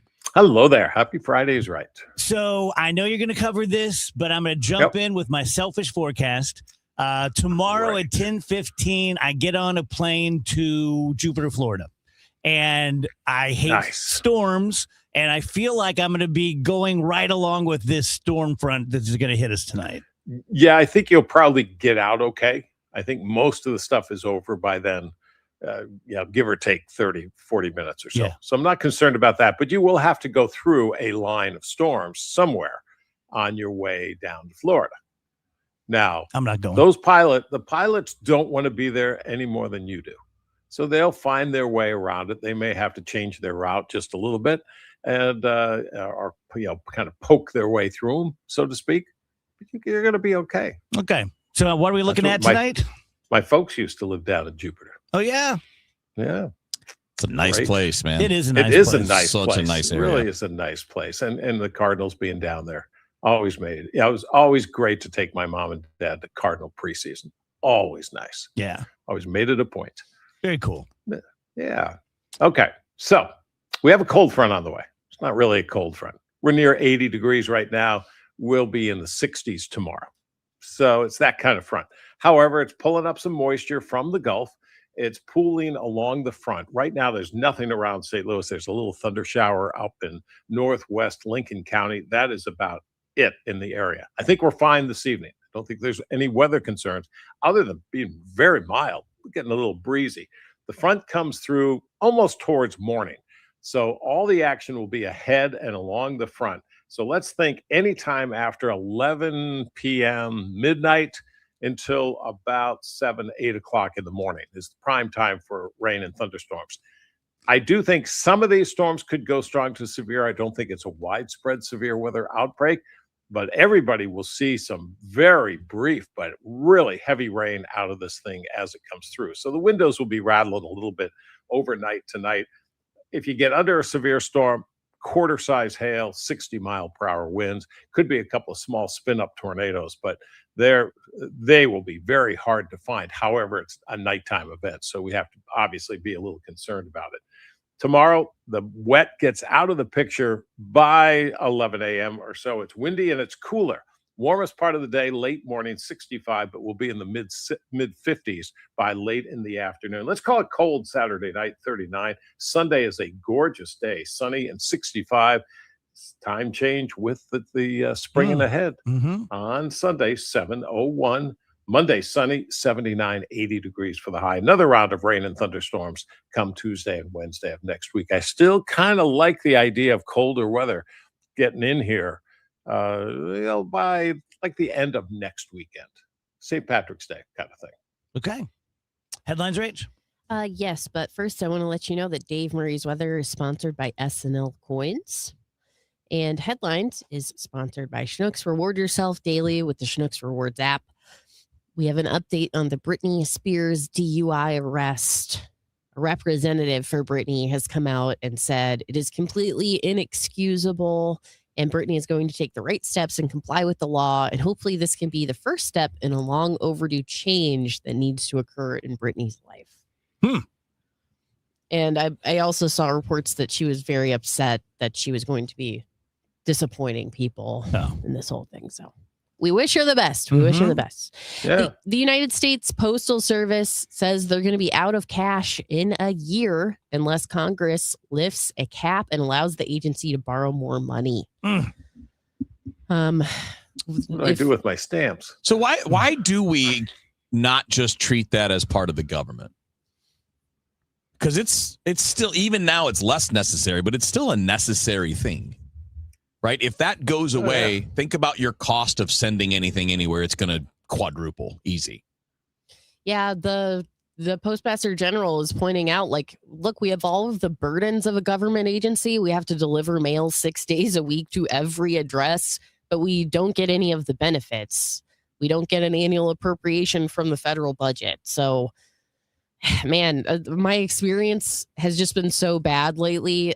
Obviously, they need some help. Like there's reform is needed. I'm sure an influx of cash would help with a lot of these things as far as like understaffing.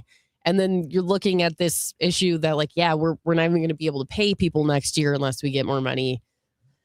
Time for the people in charge to figure out what to do with the postal service. I mean, are we at a place where we could not have the post office and it'd be fine? I mean, I think we're probably close to that. I hate the mail. I hate getting the mail because it's voluminous and 95% is crap. I feel like you should have to pay me to market to me. If you're going to send me, and this is what I hate. Oh, believe me, I'd be all for getting rid of any kind of marketing mail. Like the blank envelopes, you have to open. What if I'm being audited? And then it's just some stupid thing. The stream's making me laugh. They're talking about Britney, and Brian M says Britney looks like she needs some help. Lots of dancing around with knives in her underwear, floating around on social media. And then Mitch says, "Hit me, baby, one more time." Damn, Mitch. Whoops, I did it again. Look at that, Mitch. We knew you guys were buddies. You and Dave. That's what it is. You guys are two peas in a You guys pod. are comedy partners. Abbott and Costello here. Who's on first? I don't know. Britney Spears. Okay, I got one. You guys are being toxic. That's one of her songs. Okay, Beyond Meat has dropped the meat from their name. It's moving beyond the struggling market for plant-based burgers, sausages, and chicken tenders. And they're expanding into new categories like protein drinks. So they're rebranding as Beyond the Plant Protein Company, or simply Beyond on its packaging. And they've introduced their first beverage, which is a sparkling protein drink called Beyond Immerse. That's a good move, I think. You're much more likely to get someone like me to drink those things than to buy. Why does like a protein fake meat. drink gross me out? I think because I picture it having like protein powder in it. No, it's just the one I just had is just chocolate milk, basically. Yeah, Starbucks has these new protein lattes. I have not tried one Now, yet. if you get the crappy powders, they do get clumpy and weird. If you get the good stuff, it mixes real easy. It's good. Or the pre-mixed ones are good. Do you guys remember this asteroid we were talking about? It was discovered at the end of 2024, and everybody was like, oh no, it could threaten Earth. Well, the NASA has issued a all clear. Oh, so there's a good. zero Now, what do you know? chance that asteroid 2024 less YR4 problem. will crash into the moon in 2032. So we're good. Everybody can breathe. I know everyone was losing sleep over that. Yeah. Oh, this is such a great story. Or, you know, it has a happy ending. There was a child who was abducted, and these movers were at a convenience store picking up a snack on their way to like the next house they were moving. They heard the convenience store clerk on the phone with police saying, like, I think I recognize a little girl for this Amber Alert that was put out. So the movers went outside and used their moving truck to box in the kidnappers, and they were apprehended, and the little girl got to go home. Very cool. Nice job, fellas. Yeah, Should it's have just dropped nice the to dresser see. on their heads. No kidding. And my final story here, the Brady Bunch house is getting historic status in Los Angeles. It was designated as a historic cultural monument on Wednesday by the LA City Council, and it was approved by a 13-0 vote by the LA Cultural Heritage Commission. It was used for scene-setting exterior shots for the sitcom, and the home also appeared in the big screen, the Brady Bunch movie and its sequel. I could That's pretty cool. 100% find my way around the Brady Bunch house. Well, but is the inside of that house, is it two different houses? That's what I'm saying. Yeah. Because the outside, yeah, of course. So that's all you're buying is the exterior, because the inside won't look like the Brady Bunch house, That's right? my understanding. Okay. That's my Unless understanding. whoever owned it did it like that, which would be brilliant. Right. Yeah. That'd be brilliant. So, Andrew, DoorDash is sending you off into unknown places? Yeah, I can't catch a break. It's sending me all over the damn place. And this will happen sometimes, but it always waits until right at the end of the night when it can read your mind, and when you're like, yeah, I think maybe I'll about be done. It'll send me like all the way out to like Collinsville or something, like 20 minutes. It's awful. Can you not say no? No, you can't say no. Really? Yeah. Well, you can, but it just like it's not good for you. Lowers your rating. Well, and you it doesn't tell you where you're going when you accept it. It'll show you kind of a map, but it's kind of hard to gauge exactly where you're going. And then you hit, yeah, okay, I'll do that. And then it's like, after some middle of the nowhere place. Yeah. It's way too far out. You have seemed really drunk all week. Yeah. Yeah. The boy's sick. I mean, I know you're sick. That's I know right. that's what it is. But your sick mimics drunkenness. It's called delirium from sickness. Yeah, it's trying to muster up as much energy as I possibly can, which I think is manifesting in the form of buzzed. Thanks, Dave. Wow.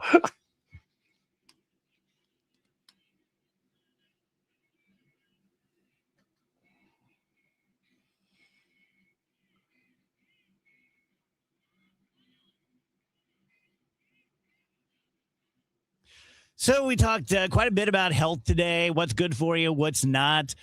There are some people out there who are very anti-vitamin. They think it's going to damage the organs and such. I've not seen any scientific studies that would lead me to believe that.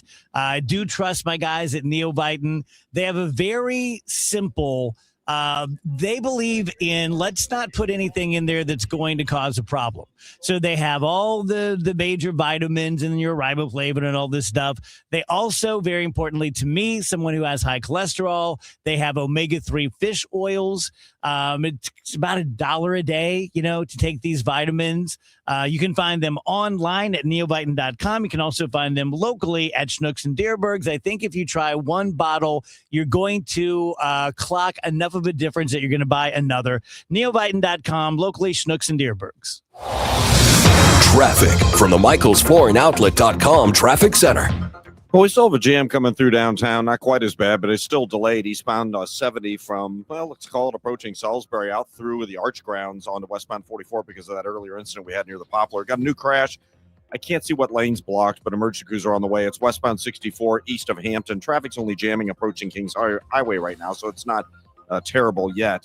Southbound 170 is bogged down due to 64. Eastbound 64 heavy at the Interbelt. Eastbound 64 is also slow from Maryville Center to 270. The westbound 64 run from Spady out to 270, typically slow. And then it's stop and go from 364 all the way out to 70. 70 westbound, you've got heavy stuff at the city limits. Coming through that Cypress Lindbergh area, the Rock Road, they were reporting a crash at the exit of the Rock Road, by the way. TR Hughes through Highway K and approaching A out through Z into the Wentzville area. Southbound 270, 364 to Ladue. But after that, it's a great run down to 55. 55 southbound, barely a slowdown around Highway Z. Eastbound 64 approaching 255. Midway to 159 and westbound 64 through 159 heavy. I'm Roger Brand at the MichaelsFlooringOutlet.com Traffic Center. St. Louis's unofficial holiday is almost here. It's Cardinals opening day, Thursday, March 27th. And KMOX's Kegs and Eggs, presented by Budweiser, is back. This year with a new twist. You don't need a ticket to enjoy KMOX's live broadcast at Cardinals Nation inside Ballpark Village, featuring Cardinals alumni, front office personnel, special guests, and so much more. Doors open at 9 a.m. Celebrate this hometown holiday with Dirt Cheap and Budweiser. For more details, KMOX.com/events. Renewal by Andersen is the #1 window and door brand for customer service. Schedule your free inspection today. Call 877-WINDOWS. That's 877-WINDOWS. Or head to rbastl.com. I'm Bob Burke, founder and chairman of Burke America Parts Group, a family of brands that includes RepairClinic.com, an appliance and HVAC parts solution company that's grown into an international brand. Before AmericanEagle.com, we partially launched a new technology platform developed by another firm. American Eagle helped take our technology to a whole new level with digital marketing, software development, and business insights into our key markets, appliances, HVAC, and outdoor power equipment, and did so both on time and on budget. AmericanEagle.com has the resources, experience, and talent needed to produce solutions. Our new technology platform, developed by AmericanEagle.com, has produced tremendous results with higher traffic, conversion, engagement, and online revenue. If you have any home repairs you need to take care of, check us out at RepairClinic.com. If you need a world-class website or technology project, then I would highly recommend AmericanEagle.com. Call AmericanEagle.com at 773-NETWORK. That's AmericanEagle.com, 773-NETWORK. Last year, I had back pain radiating down my right leg. The pain was so bad, I was willing to cut my leg off to stop the pain. I could barely walk and had to stoop over when I did just to take pressure off the spine. I'm John Morgan of Morgan & Morgan. In my professional career, I've represented thousands of people who've had herniated discs and issues with their neck and back, but never fully appreciated what they were going through until it was my turn. It's like trying to describe colors to a blind person who's never had sight. All I can tell you is it hurt like hell, but worse. My daily walk was gone, and that bothered me a great deal. Then I thought of all of you and how much more devastating this type of injury could be for you. My life stopped. I now feel your pain. Just know at Morgan & Morgan, we got your back. I understand. Morgan means more. The choice of a lawyer is an important decision and should not be based solely upon advertisements. Past results afford no guarantee of future results. Every case is different and must be judged on its own merits.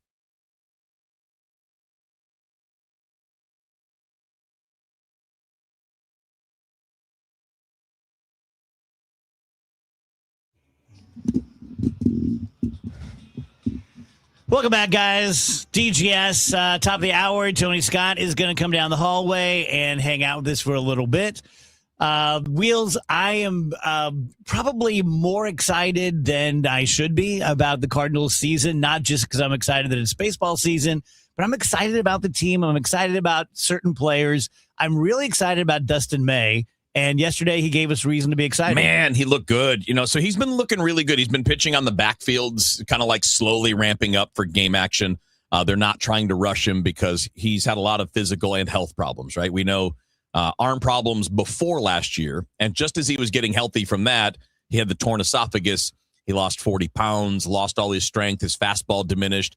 And on top of that, he was coming back from an injury. So he had the couple of those things working together, and he had a bad year last year.